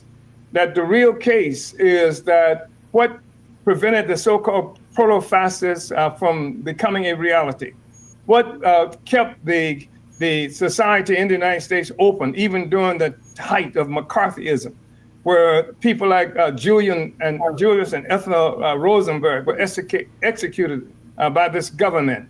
What kept that from happening, even as the Communist Party went underground and people were running for their lives and turning on each other and snitching on each other to try to avoid the consequences of draconian government activities and movement. What kept it open, what kept the society open were people like Fannie Lou Hamer, Ella Baker, the struggle of Black people in this country for our rights, the struggle of the colonized people. I think it's really important to say that. Fannie Lou Hamer was not fighting against fascism, and Ella Baker was not fighting against fascism. And I think that's something that's more revealing, is that the white people who were talking about they were afraid of fascism did not characterize what was happening to Black people in this country, what was happening to Ella Baker, what was happening to Fannie Lou Hamer, what was happening to Emmett Till, what was happening to the thousands of people who were being displaced and murdered throughout this country, humiliated as a part of the norm. They were not characterizing that as fascism. It was normal. And I think it's really important for us to recognize that. So we see a Donald Trump, and Donald Trump's election does represent something very serious, an historical turning point. It is a part, again, of this uneasy equilibrium, where a sector of the bourgeoisie in contest, and a contest with another sector of the bourgeoisie, has come into power. And it has shaken up the standards, it has shaken up the arrangement that had preceded this element coming into power. This arrangement was something that was characterized even by sectors of the bourgeoisie, even by the Wall Street Journal and New York Times and others. Historically, they refer to this as the Atlanticist bloc. The Atlanticist bloc is all of those colonial powers that came into existence and the arrangements that they organized subsequent to the end of the Second Imperialist World War that's referred to commonly as World War II. And this war is something that brought these powers into being, this collaboration, this unification of the colonizers around the world as a part of a definitive bloc with definitive goals that they had created for the organizing and controlling the rest of the world. This is where the United Nations came into existence. This is where NATO came into existence. This is where things like the World Trade Organization came into existence. All of this arrangement that pulled every sector of the colonizers throughout Europe and in this country into alignment, into a common single trajectory, that's the Atlanticist bloc. That was the process through which the rest of the colonized people around the world were dominated. And this is a thing that's shaken them to their foundation because, as you know, Donald Trump came out as an opponent of the Atlanticist bloc. He came out as an opponent when he first ran of NATO. He came out as an opponent of the tax and trade arrangements that existed between the United States and other colonial powers. And he challenged that setup. He even began to talk about a relationship and work toward a relationship with Russia. And when the Atlanticist bloc itself came into existence in part to contain or destroy Soviet Russia as it was characterized. This was their fight.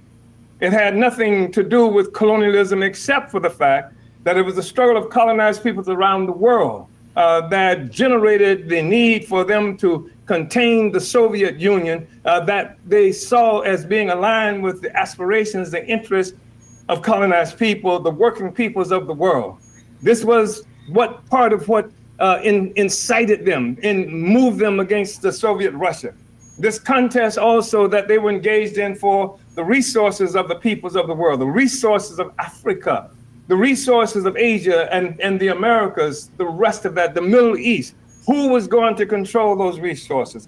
And could the colonizer come into an agreement with each other so that they could steal these resources from Africa and steal these resources from the Middle East without having to make war against each other?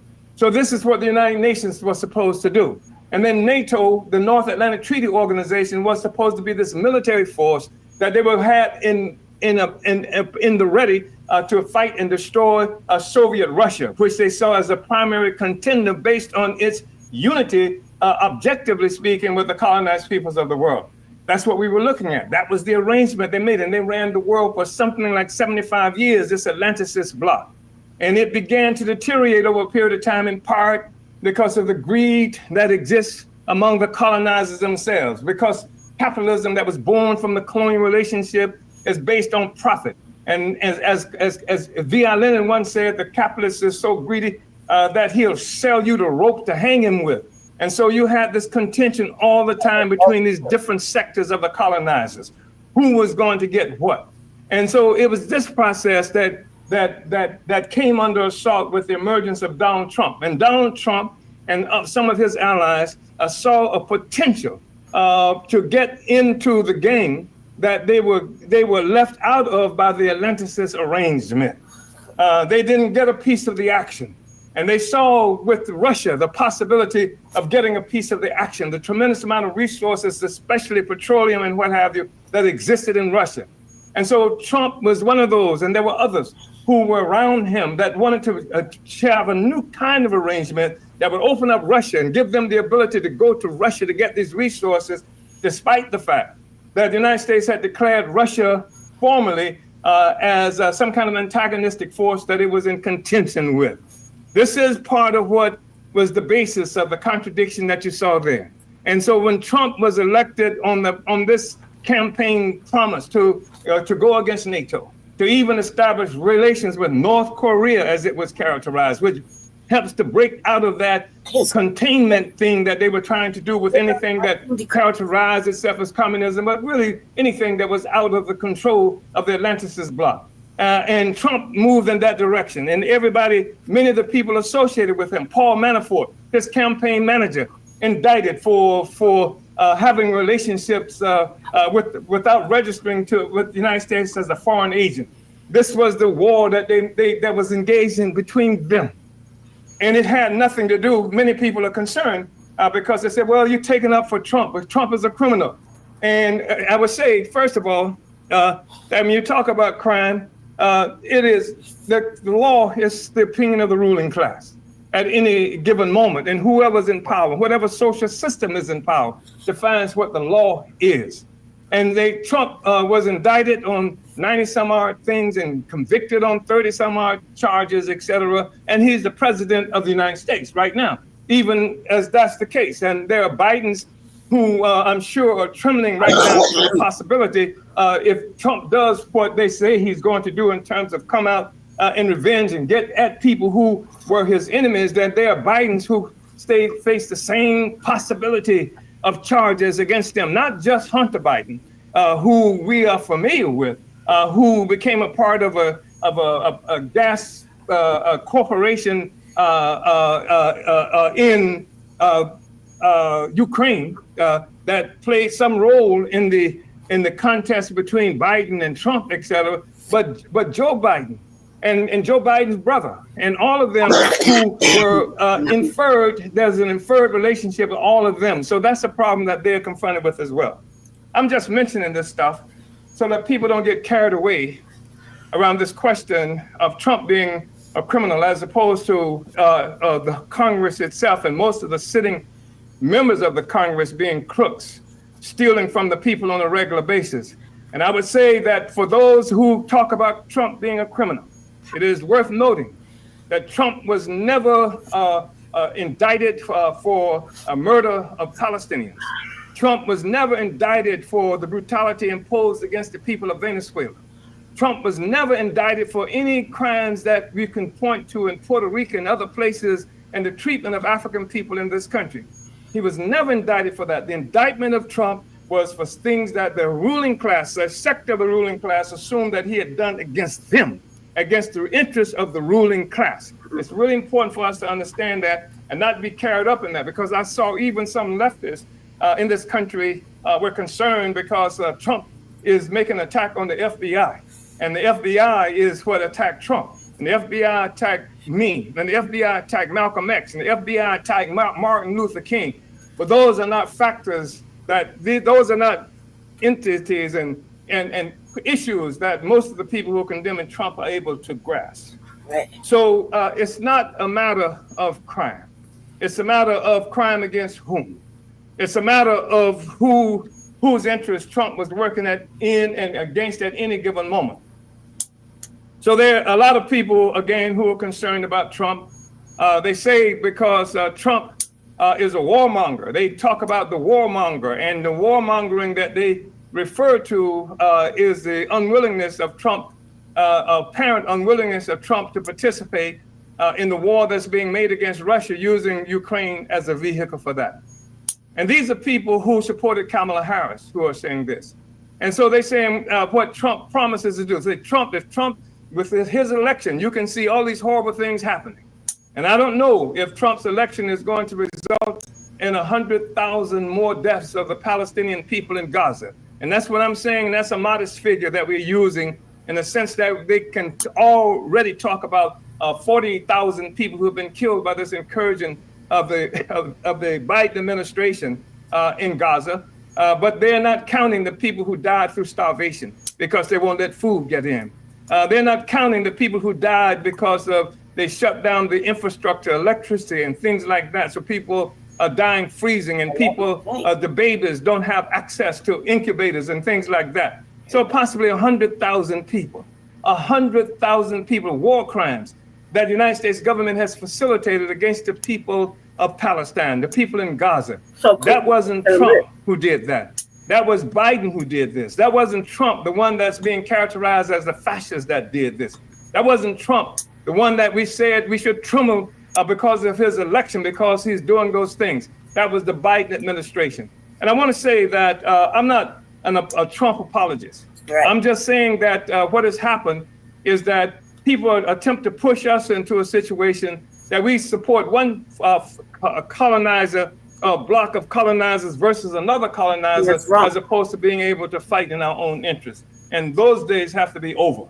So what did the Trump election mean?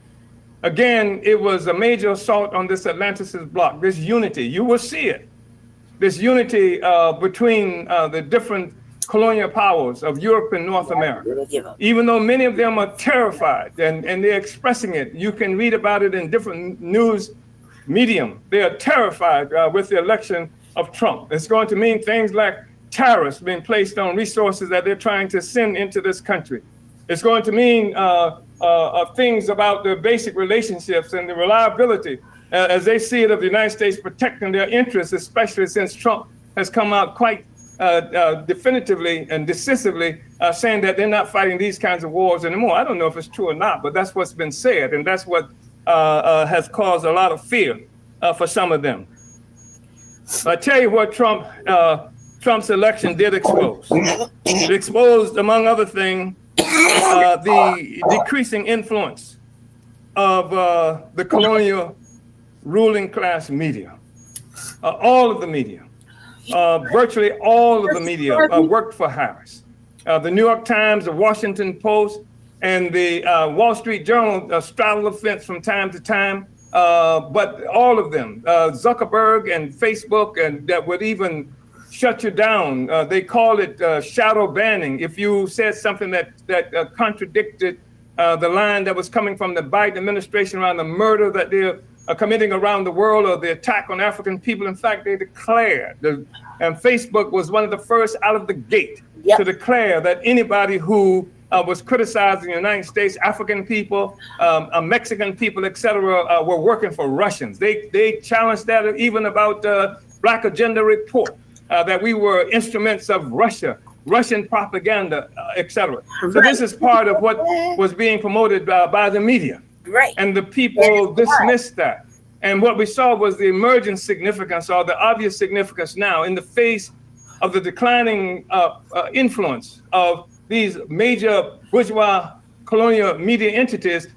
We saw the obvious influence of these other podcasts and independent entities. Whether you like them or not, they were there. Whether it was a Tucker Carlson, whether it was some of the others who were out there with a whole different line.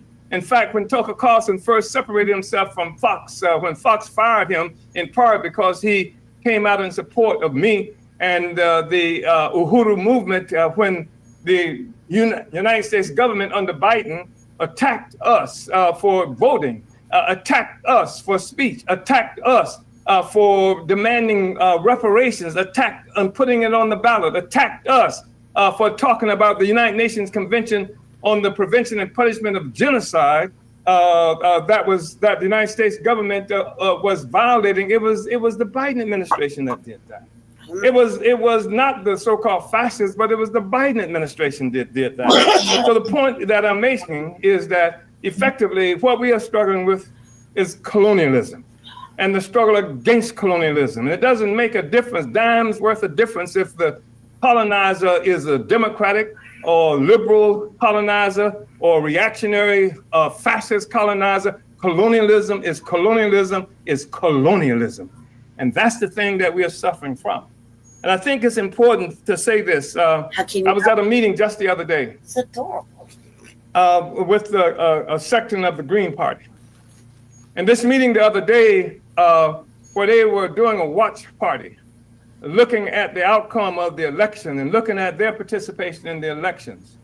And I got shut down effectively and insulted because I went there to support the Green Party because Jill Stein, their presidential candidate, has been extraordinarily supportive of the struggle that we're involved in.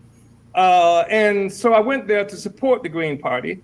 And then I ran into this process. I was just going to salute them and said that if you are going to talk about the issue of election interference, which is what they had begun to talk about, you can't do that without talking about the attack on the Uhuru 3.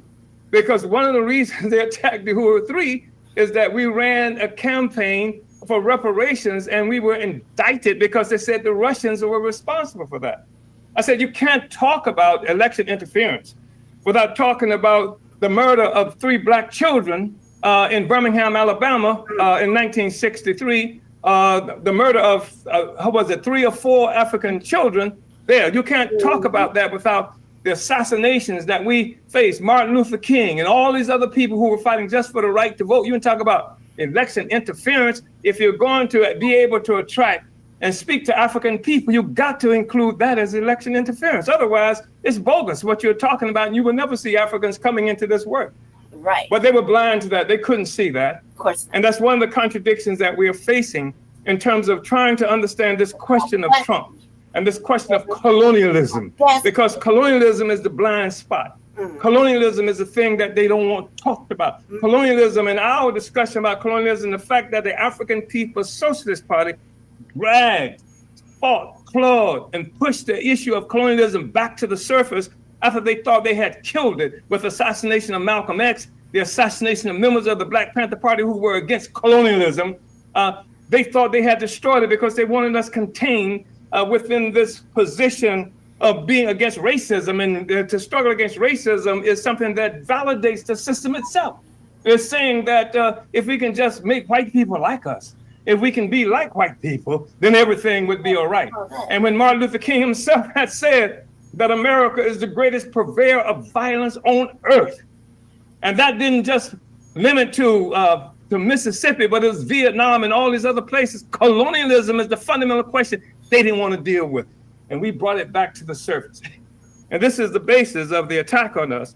But we've also seen, again, the losing influence of the bourgeois media. And we've seen the bourgeois media even have to enter into this discussion about settler colonialism, settler colonialism. They happen to talk about it because we did it. African People's Socialist Party did it. When nobody else wanted to talk about it, we did it. When people thought that you're going to turn people off if you talk about it, when they're saying that the masses won't understand, we did it. And we brought it back, and everywhere you see in the world now, people are talking about colonialism because we brought it back to the surface as a political issue. So is you black this, and I'm speaking about the declining influence of the colonial ruling class media and the growing influence of independent media outlets. This is not new. We saw that happen. I kind of feel a little. Let's see. Let's find out. Let's find out. Let me invite you up here. Do any fuck shit, I'm gonna kick you off. So just know that I will ban that ass. Just like say. I will ban that ass. Let's see. Go ahead. Remember, this is FBA Black First Line Thinking platform. I only allow black people up here. So any fuckery, you will be kicked off. Don't porn bomb me. Don't do no weird shit, because you are live, and I will show that shit. And I will clown you. It will be enough. So please be on your best behavior, and we'll just take a chance. Take a chance. Go. The link is out.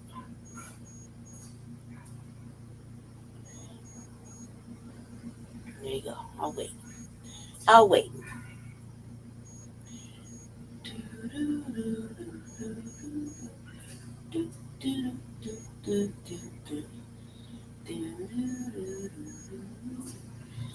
think I'll watch something while we wait. So I hear the little ping that you're in the bag. Let me see. I was watching a little fun thing.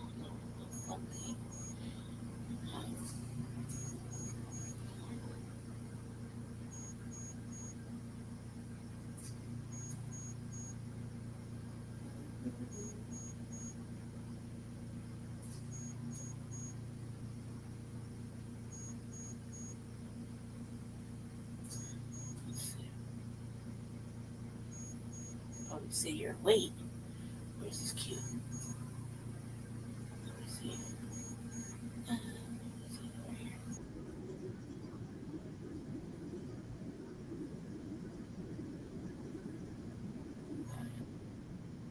Pause right there.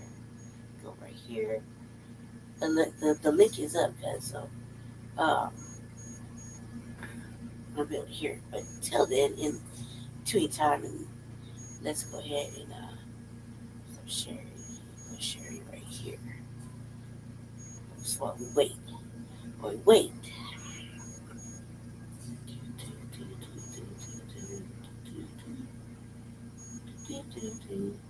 For funds. Just funsies. Free space.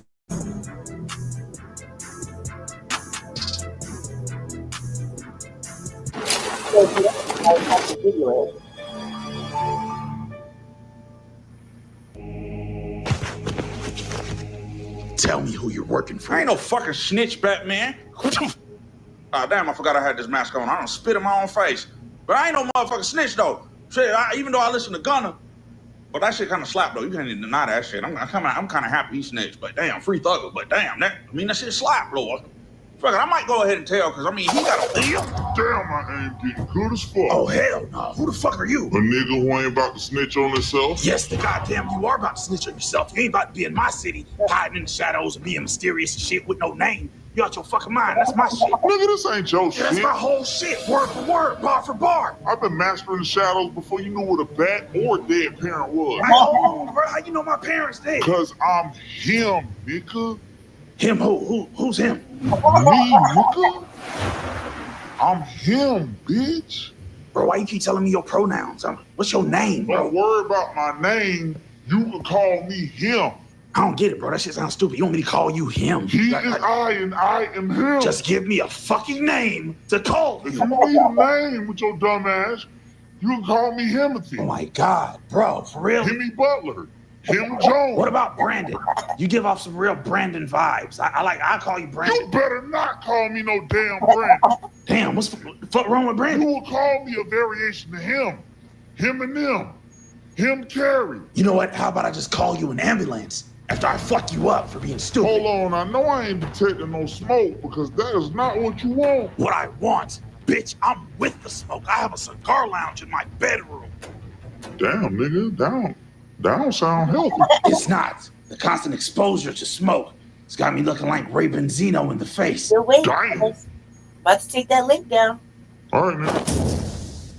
You know your bitch ass ain't. Oh, shit, chill. Better be up by the time this video is over. Hell no, I ain't never made that sound in my whole life. I'm about to whoop your ass. Time, brother. You don't get this little adorable ass push ass. Hey, bro, nah, you cheating.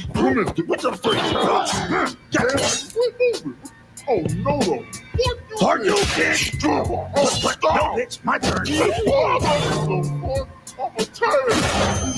Oh my God, I can remember everything I ever thought. God damn it, I done forgot it all. You bitch ass, fight back, nigga. Yo, check back, Fight back. win, bro. Granny checker. I ain't never made that sound in my fucking life.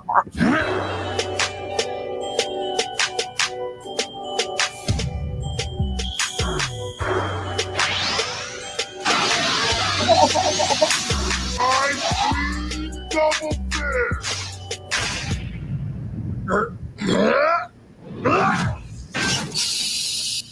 Shit. God damn. I want some Chipotle. Fuck. Hey, bro, you know what Chipotle at? Hey. Oh, shit, this nigga dead. That shit is hilarious. It's fucking funny. Timothy. All right, are you coming or not? I was just gonna assume you're not. And this thing is about to come down.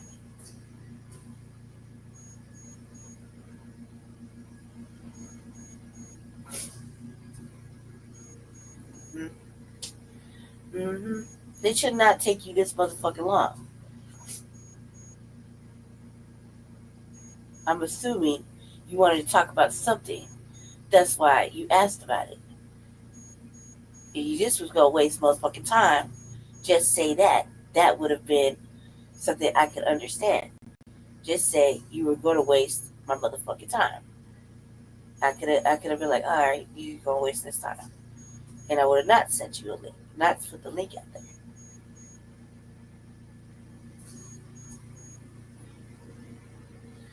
Let's see if I find another funny one. While we wait, I'm gonna give you a little time.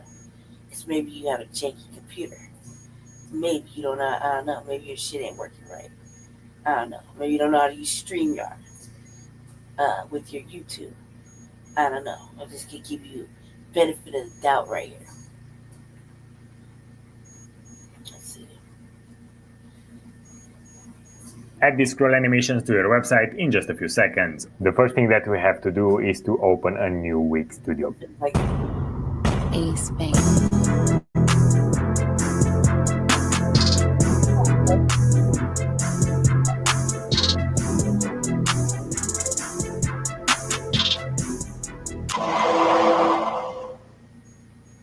Who the fuck calling me this early? It's like 5 a.m. in Toronto. Hello? Wake your cream brulee looking ass up. Oh, hey, Lil Wayne. Bro, I'm so happy you called me, bro. I just had a nightmare that you never wanted to talk to me again and shit. And I just had the worst year of my life ever. I lost a battle to Kendrick Lamar. And nothing was happening in my life but Bro, hell, don't shut your butter pecan gelato under a soft moonlight looking ass up. That wasn't no damn dream. That was your reality, bitch. Oh my God, no, please. I wanted to be a nightmare so bad. I'm living in hell. You damn right you in hell. And your lightly toasted brioche bread looking ass trying to take me down there with you. Oh no, Lil Wayne, I would never take you to hell with me. I would go to hell by myself. I would never do that. But if you did end up in hell with me, you would be okay because you're a hot boy. Right. So, you know. If you don't stop saying stupid shit to me during this phone call, I'm going to book a Young Money reunion tour. Oh, that sounds like a good idea, Lil And Wayne. I'm going to slap the goddamn Degrassi out your ass before every performance. You should, if you go slap me, do it after the show because, you know, I'm light-skinned. It'll leave a big-ass red hand mark on my face. Bro, shut up, you cashew butter bitch. Do you realize Kendrick Lamar just dropped the whole fucking album? Why would he do that? It's not his turn. And first thing he say on the bitch is my goddamn bro, name. He keep taking all the turns, bro. It's like you playing Uno and he got a handful of skips in his deck. Like, I don't know why he don't understand this etiquette, bro. Like, he go, then I go, then he go, then I go. It ain't he go, I go, then he go, I don't know what's wrong with this dude. You the worst thing that ever happened to me. Well, that can't be true because you got shot. You fucked up my chances in saying wobbly wobbly at the Super Bowl. And I'm not going to ever forgive you for that. Wobbly. Why would you? Hey, 40, check this out. Yeah. It's time to take this shit to the streets, bro. Why would we do that? Because sometimes shit just go too far and you just got to get real. 40. Okay, but we're not. We don't do. What you mean we don't do what? Yes, what the fuck we do? Look at these braids. Then I got these braids in my head for no reason. The street shit. Braids don't make you a When you have braids, you're a thug. That's it. That's all. I don't think that's how that works. When R. Kelly made TP2.com, braids in his hair. I wish, come on, braid my hair. Remember that? Yeah, but this. Thug. All right. So let's say it does go to the streets. What is your plan in the streets? Oh, you ain't ready for this. I'm getting down and dirty. I'm going straight there. Look. So this is what I'm gonna do. And this some maniacal ass shit. So I'm pre-warning you. All right. I'm gonna show up to wherever he at. First time I get the low, I'm gonna get the low on him. I'm gonna get the drop on him, right? And I'm gonna show up. I'm pulling up myself. Me and Chubbs. And we go stare at him. With mad faces. And he gonna feel weird. Because we're gonna be looking at him right in the face. But upset though. We very upset. Yeah, so I'm gonna head out indefinitely. Okay, cool. So you coming back tomorrow? Nah. He's like, no. You are stupid. He's like, butter pecan shit. Oh my God. I gotta go back and watch that later. That was good. All right, well, because you had your chance. I put the link out there. You didn't grab it. You didn't jump on the panel. I don't know what to tell you. So back to what I was doing before I was rudely interrupted. Let's see. Happened in the 1960s too. Even how so-called alternative press and alternative media forced the ruling class media even to change how. Is it because, let me just ask this one question, since you are watching. Is it because you didn't meet the requirements of being black and not porn bombing? And actually, because, you're on some other shit. Like, is that why? Because it's just simple, you can either hit it with an emoji, a thumbs up or thumbs down. Is that why? Because you want the link, but you don't take the link until I say give you the parameters of the link. So it must be that you didn't meet the parameters of the link, right? Just say that. That's what I want to know. Okay, carry on. Carry on with my mission. You go ahead and answer. What's up? Yeah, you right, or yeah, you're right, or no. Then you're right. How they look, they had to start trying to learn how to look like hippie newspapers and things like that because people had turned their backs on them. And so people had lost confidence, no trust in them. People don't trust the New York Times. People don't trust Zuckerberg. People talk about how Zuckerberg will put you in Facebook prison. People have had to learn how to speak a different language when we're on Facebook and social media so that certain words don't pop up. Oh, you hear how me and Jesse be like, man, we shadow banned, and it happened especially during election season, where we've had our shit taken down, or we're being Facebook, we call it like Facebook jail, where they don't let you use your goddamn account or let you access your account, whatever, for like a random amount of days. On some old bullshit, you know what I mean? And they kind of censor us. And for like, I kind of got Jesse trained now, like, to not be so upset about it. Because he would be upset about it for real, like, because if you're having these arguments like every day, and I think sometimes he likes having those arguments of when he's arguing with somebody that goes against the grain of what we're talking about, you know what I mean?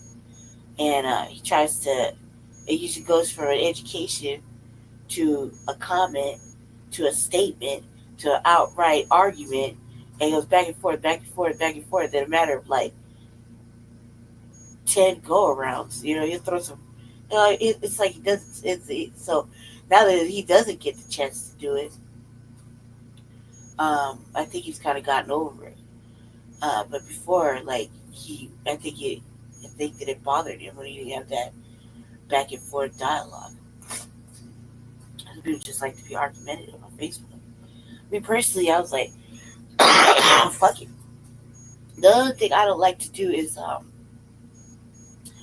constantly recreate these Facebook pages and adding people. Like, I had to do it already twice. And I don't like to do it. I don't, like, I have to go back and go back to a page and automatically, first I got to create one that they'll let me pass through. And then I got to go back and add friends and all this shit, and go back and add my stuff from one page to the other. And some things, like, I got locked up on my page that are just for my eyes only. Like, you know, I use it for different things, like pictures and shit, stuff like that, that I might have took it on the phone and I uploaded it or whatever to Facebook, but I locked it up because it wasn't for anybody to see. It's only so I could save it to my computer when I got home. Shit like that, you know? So it's kind of tedious. It's like work that I just am too tired to do, like, only for them to shut it down because I can't help that I'm going to say some controversial, go against the grain shit. Like, I'm doing it intentionally. I'm intentionally going to say some shit that's going to upset you. So, you know, it's not my job to worry about your fragilities. You know what I mean? I shouldn't care about that at all. And they can use as algorithms to kick us off. This is what we've had to do. And this is not under Trump. This is this is colonial oppression that we are looking at. And they shut us down and shut us from being able to talk. And again, Zuckerberg and the rest of them initiated this process that we are talking about, saying that if you criticize the United States, you're working for Russia. It's Russia who's responsible for that. Russia put together, they say, this false organization, these false entities on social media that talks about black people, that talks about Mexican being oppressed, exploited. It's Russia, they said, that did it. And so obviously, they were unsuccessful in doing that in this instance. And I think that one of the most important things that you can look at too is that they had declared Donald Trump an illegitimate president. Why? They said because Hillary Clinton didn't lose to Trump. It was Russia. They said Russia, Russia, Russia. It was Russian interference that is responsible for Trump coming to power as the president. That's what they said. Every day that Trump was in office, they were using Russia, Russia, Russia. Anything he did, Russia, Russia, Russia. That was the basic. Russian hysteria is something that they pushed to the surface. And when we run for office and criticize the United States, the United States Justice Department under Biden said it was Russia, not Trump, said it was Biden that did this. And I think, or rather they said it was Biden and his administration that's followed through by Kamala Harris. That said Kamala Harris, that it was Russians who we were working under the leadership and direction of Russia. Not that we have any interests of our own. Not that we have agency as black people. We're just stooges to be used by other forces that they characterize as white. This is what we are looking at and talking about. And it's really critically significant that I'm involving us in this discussion in terms of this presentation to the African nation. We need to understand this, Africans, brothers and sisters. So we see the declining significance and influence of the colonial bourgeois media. We see the growing influence of just podcasts. Some of them who don't like us and we may not like them, but they were those who pushed against the Harris arrangement, the Biden arrangement, and pushed for Trump. That happened in the real world. There's no way you can dispute that. And as I mentioned, Tucker Carlson sitting right next to Trump at the Republican convention and in other arenas with Trump. And many people were condemning us because we were interviewed by Tucker Carlson, but we were not there for Tucker Carlson.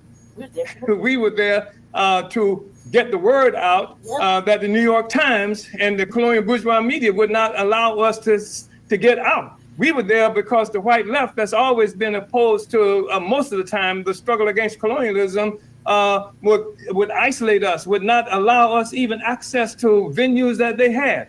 And they condemn us for talking to Tucker Carlson while they would shut us down and not allow us to be able to speak. But we wanted to talk to white people.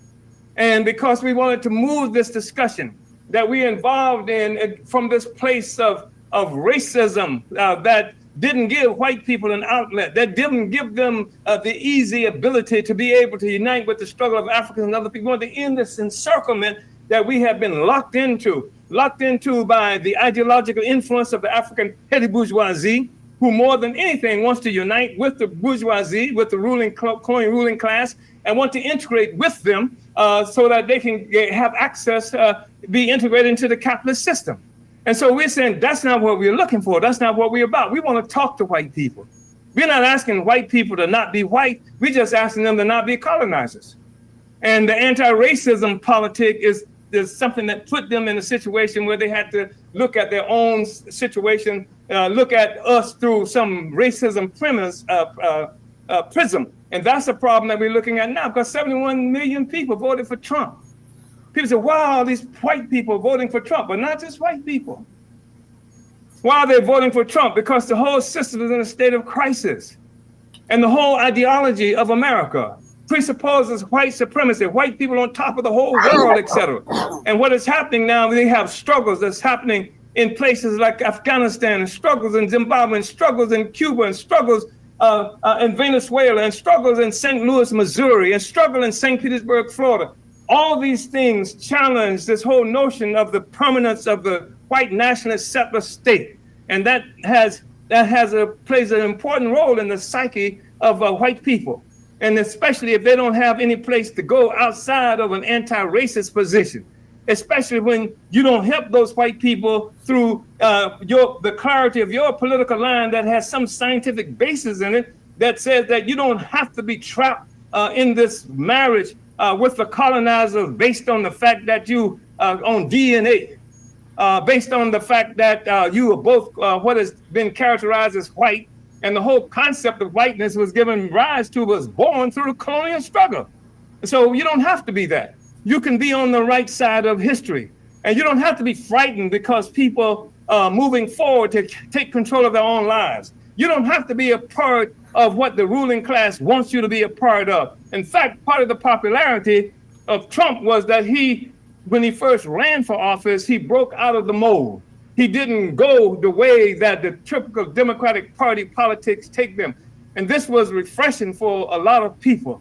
He didn't go the way even the typical Republican Party usually goes. This was refreshing. He ran against the system as they understood it at the time. And people wanted somebody to go against this system as they understood it at this time. Of course, they have a poor understanding of the system because they haven't been educated effectively. They haven't been educated because the white left is busy being in my community, the Mexican community, etc., as opposed to being organizing those white people who need to be white people organized against colonialism, but they can't organize against colonialism because they're not opposed to colonialism itself for the most part.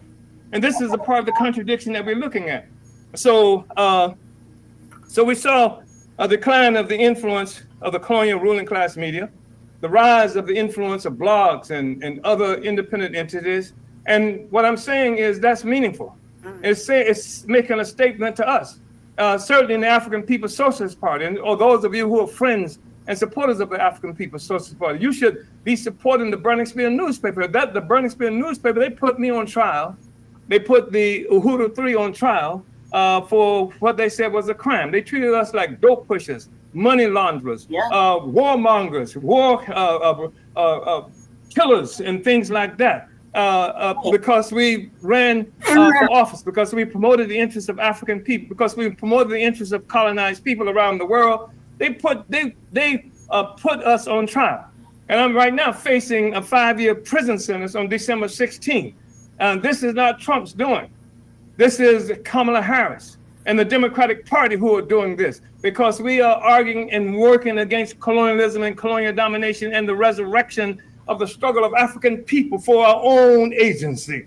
This is what it's about. They would have us being dependents. They would have us welfare slaves, so that as opposed to having our own freedom, we would lock into and see something like welfare as a solution to the contradiction that we have when we have to be able to feed, clothe, house ourselves. Otherwise, we are dependents on the ruling class. The problem that we have, are we facing doom with Trump? No more than we were facing with Biden. No more than we were facing with Clinton. No more than we faced with Kennedy. No more than what we faced with all these other people, groups, and organizations of colonizers who have oppressed us all around the world.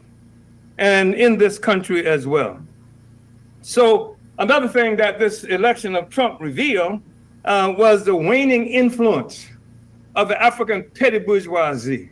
I'm talking about these sycophants. I'm talking about these weak-kneed, belly-crawling forces who call themselves representatives of Black people and have been able to get away with it, partially because they've dominated the electoral process for such a long time, which is one of the reasons the United States government tried to shoot us out of the electoral process, which is one of the reasons they want to put us in prison, because for the first time, we put revolution on the ballot. We put reparations on the ballot. We put gentrification on the ballot. Democratic Party didn't do this.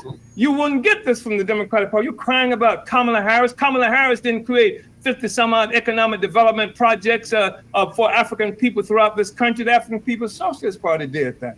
Kamala Harris did not change the whole North St. Louis that's occupied by African people and assaults on our right to have housings and jobs and things like that. The African People's Socialist Party did that. Kamala Harris didn't do anything to get rid of what they characterize as food deserts, which is another word for our desert. The African People's Socialist Party did that. We are the ones who created markets and things like that in the community so that money can circulate in our own community so people can walk out of their doors down the street and get fresh food and things like that. Not the Democratic Party, not Kamala Harris. And this is what's so sickening about these Negro politicians who work hand in glove with the colonizer. And they would have us fighting against what they call racism. And so we saw they were ineffectual. Obama came out for Kamala Harris. He was ineffectual. It didn't work. It didn't stop the bleeding of the Democratic Party in terms of African people looking for alternatives. And unfortunately, because Zuckerberg and New York Times and the Washington Post and the St. Louis Post-Dispatch and all these other entities work to make sure that the people can't hear what we have to say, people thought they had no alternative except Trump and Harris. So when Harris proved to be a murderer, carrying out the policy of the Democratic Party, murdering Palestinian people in Gaza, people didn't have a place that they could go to easily. So it was Trump. The Harris adopted the same economic policies that's starving our community. Sorry, family. After this video, after the end of this, I'm going to go ahead and shut it down. Only for the fact that it is like 17 degrees here in my city, in Aurora, and my apartment has never had heat. So, as sick as I am, I can't create my own heat, my own body heat. And everything, it seemed like everything that we had, as far as like a little baby heater, that burned out this weekend. My little baby Rage, it burned out this weekend. So a lot of things I have to replace for myself. But I am running a fever. I can feel it. And so I'm trying to keep my eyes open and focused. So it's not really the fact that it's late or anything. It's just the cold or flu or whatever. It's wearing on me. I'm trying to stay warm. I'm like under like 3 blankets and a Sub-Zero sleeping bag, just trying to build some body heat for myself. Until I see Jesse's not here for me to steal his body heat. He's always warm, and he's not here. So I have to try to do it, because if not, my heart might stop. So it gets too cold. I can't keep my heart, functioning. So I'm trying to stay warm. And I forgot to grab something from the front room. And right now my brother is resting, so I don't want to bother him with a search through my coat that's on my lip. I don't want to bother him for these hand warming packs that I have, that when it gets really bad, that I can put near my chest. The funny thing about that is that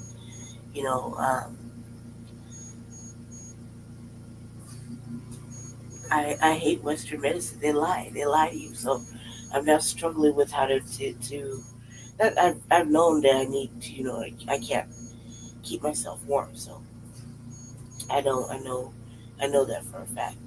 But it's just that I didn't, it was, the weather hasn't dropped this low in a minute. It's kind of snowed earlier, but even then it wasn't as low as 19. And the sky isn't like white, like it's gonna snow again. So I don't know. But it's pretty fucking cold in here, even though I'm pretty sure that if my brother was here or Judge was here, he'd probably say it wasn't as cold as I'm making it sound. But it's fucking cold to me. Like every breath I take is like chilly. So we're going to go ahead and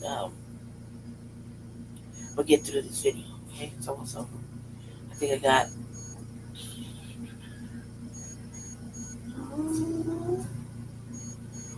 20 more minutes or something.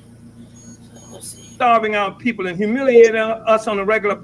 The party was fighting almost alone against colonial, and it defined the struggle as colonialism, anti-colonialism. And they couldn't get much support from the white left or from white people. They watched people get assassinated throughout this country. They watched the murder of Bobby Hutton. They saw, had the experience of some 30 members of the Black Panther Party being killed in the 1970s. They saw what happened in 1960s, I should say. They saw what happened with the Panther 21, rounded up and thrown into prison on bogus charges, conspiracy charges, like the one I'm facing right now from a Democratic administration. They saw that happen to the Black Panther Party. They saw the Black Panther Party in Los Angeles attacked by military forces for simply doing political work against colonialism. They saw J. Edgar Hoover, who was the leader of a government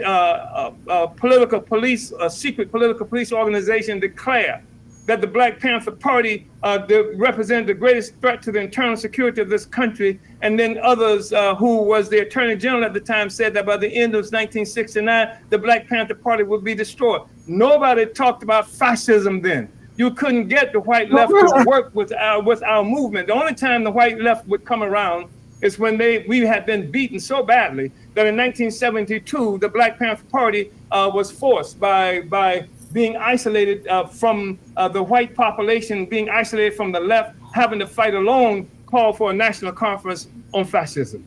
And so this was gave birth to the National Committee Against Anti-Fascist National Committee.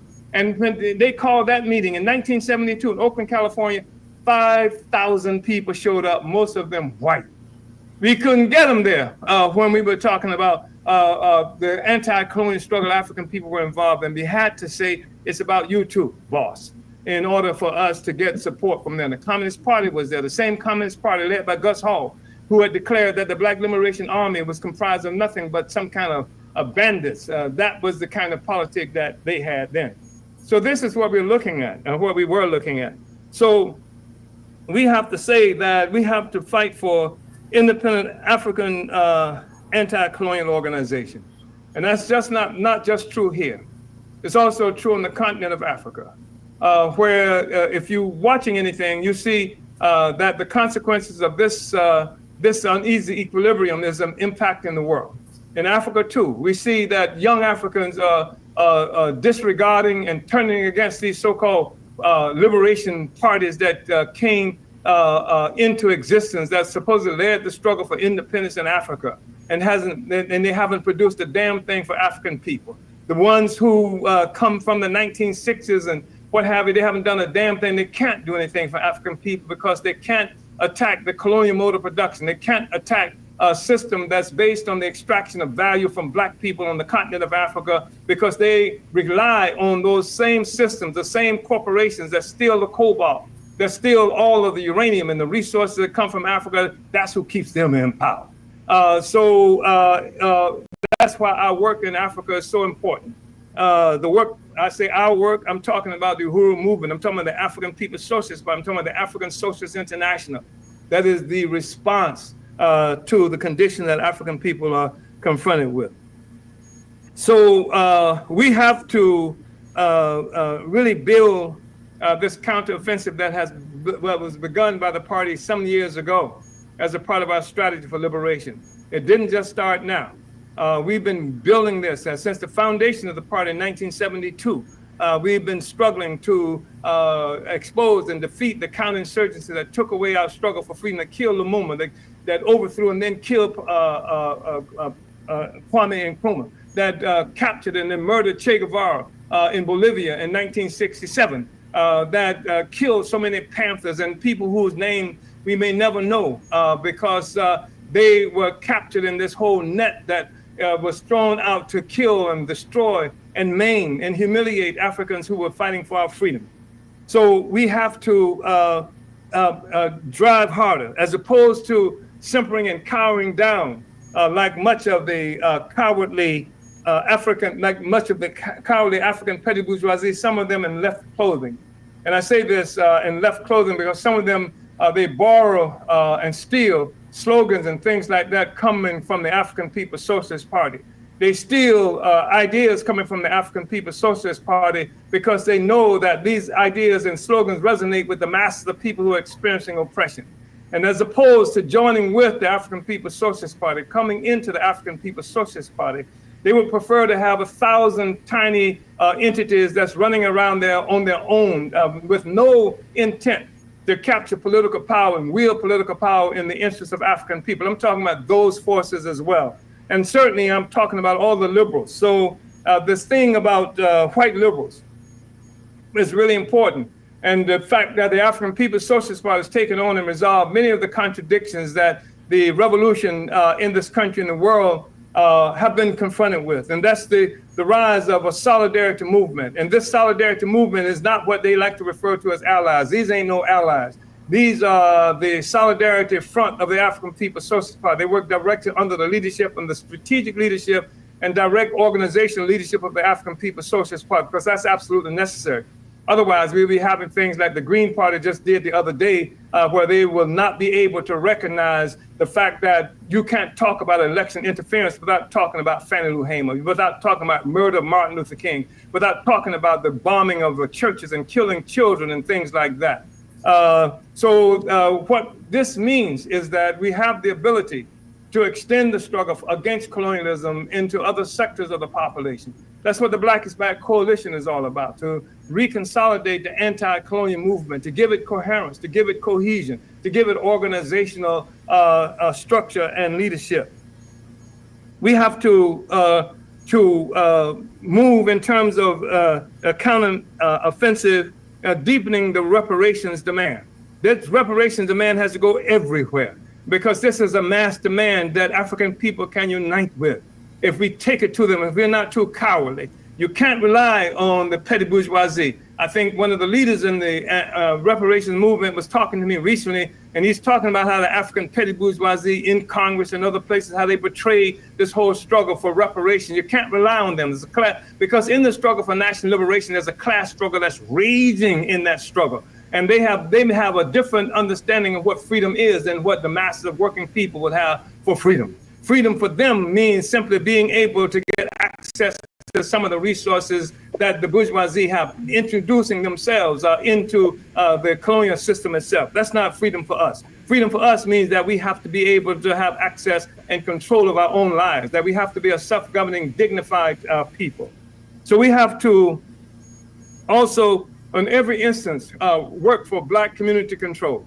I don't care what it is. I don't care if it's a neighborhood. I don't care if it's a school, wherever it is, that we have to fight for the political control in our communities, et cetera. We have to make it impossible for anyone to come into our communities without permission of the revolutionary movement and without satisfying the requirements and needs of the African population. That's up and down the line.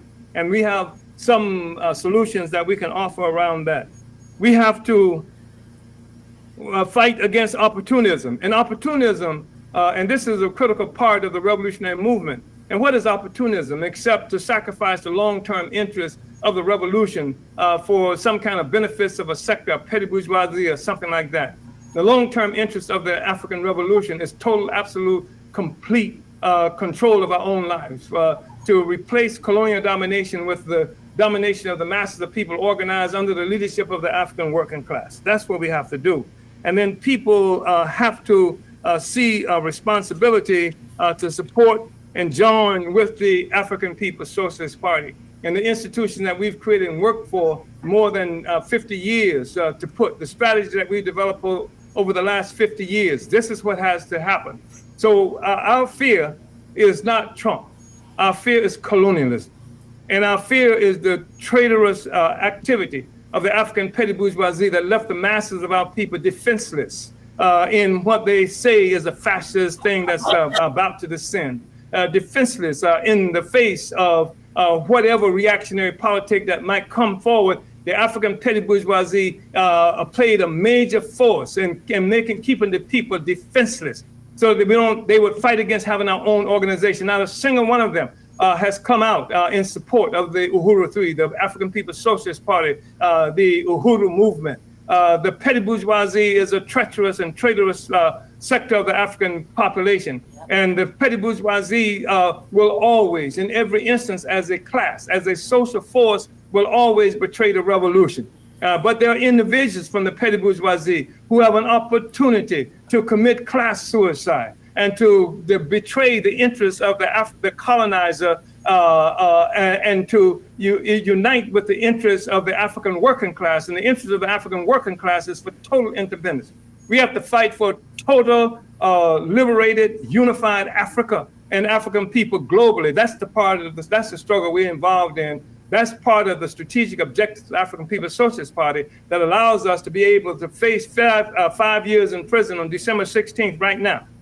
Recognizing that it's possible that would happen, recognizing that the intent of the government attack on us in the first place was to keep us from being able to represent African people and to lead in a more definitive way toward our own freedom, to destroy our organizations, destroy the institutions that we've created, to bankrupt us and take resources away from us, making us spend more than $500,000 up to now just in legal fees alone. Looking at our institutions, claiming that the Russians are responsible for the reparations movement, claiming that the Russians are responsible for the radio station that we helped to bring into existence, saying that the Russians are responsible for the work that we've been doing, but it ain't been the Russians, it's been us, and we're gonna keep doing it. And the thing that we're talking about now, this message to you, this message to the African nation is a message to say that we have to keep promoting that, building that, to make it possible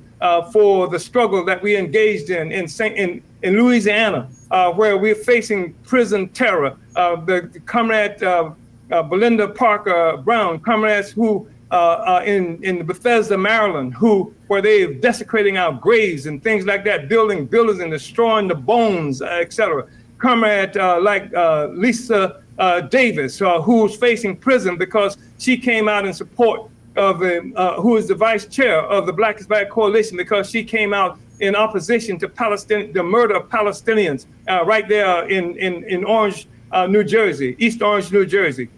Comrades who are part of a movement to change the world and change our place in the world and to bring the masses into full political play to make that happen. Brothers and sisters and comrades, I thank you. I know I've spoken for a long time, but I had to speak for a long time because there is an appearance of complexity to the situation that we are faced with now, but it's really not complex. The problem is that we have fallen under the leadership and the spell of the African petty bourgeoisie, some of them neo-colonial forces in the very city where you are located now. And they are backed up by the arms of the United States government who come to our house at night. I'm living right now in the city of St. Louis, where an African mayor talks about having a reparations commission. I lived in the city of St. Petersburg, Florida, where an African mayor is talking about reparations for African people. But it's the African People's Socialist Party, without dispute, meaningful dispute, that put reparations on the map in the world, that had the first international tribunal on reparations that ever happened in 1982, right there in Brooklyn, New York, that did reparations work in St. Petersburg, Florida, and right here in St. Louis. And yet the African mayor in St. Louis and the African mayor in St. Petersburg, Florida, cooperated with the FBI to attack us. And we are the ones who built the reparations movement. Of course, they want to go someplace with that reparation issue that does not forward the absolute independence and repair of the damage that's been done to African people. Thank you so much, comrades. Uhuru. And oppressed. For which she received some quite unsavory backlash. This is Jasmine. Oh my God, we'll get to that like another day. Because me and Jesse just sat back and shook our head. We were like, I don't even think she know what the fuck she was talking about right there. I was not convinced. I was not convinced that this man, fuck it. No, I don't watch it. I mean, I'll save that for another day. But I'm gonna go. It's been fun. Anyway, thank you for watching the Revolutionary Agenda. Thank you for hanging out with me. Sorry I've been sick. As you can hear, seriously fucking dealing with that. I'm gonna go for right now. And maybe we'll get lucky. I can do another little show while I wait for Jesse to show up at the doghouse tomorrow. Later today. Maybe. We'll see. This is a time I wish I had a bottle of NyQuil and like like a rub down. Like, man, my fucking legs hurt. Like, I never felt so achy. Like achy. They're like, oh, my joints. So I feel like that. All right. Anyway, enough with that. Thank you for watching the Revolutionary Agenda. Your host, Doug Chantal. I'll probably come back later. Maybe not. Maybe we'll see. Definitely got a show on Friday, Grand Rising with Shabak Senkori and the Chase. And then we got Frontline Black News, obviously. Saturday at our usual schedule. So join us for all of that. And thank you. See you soon.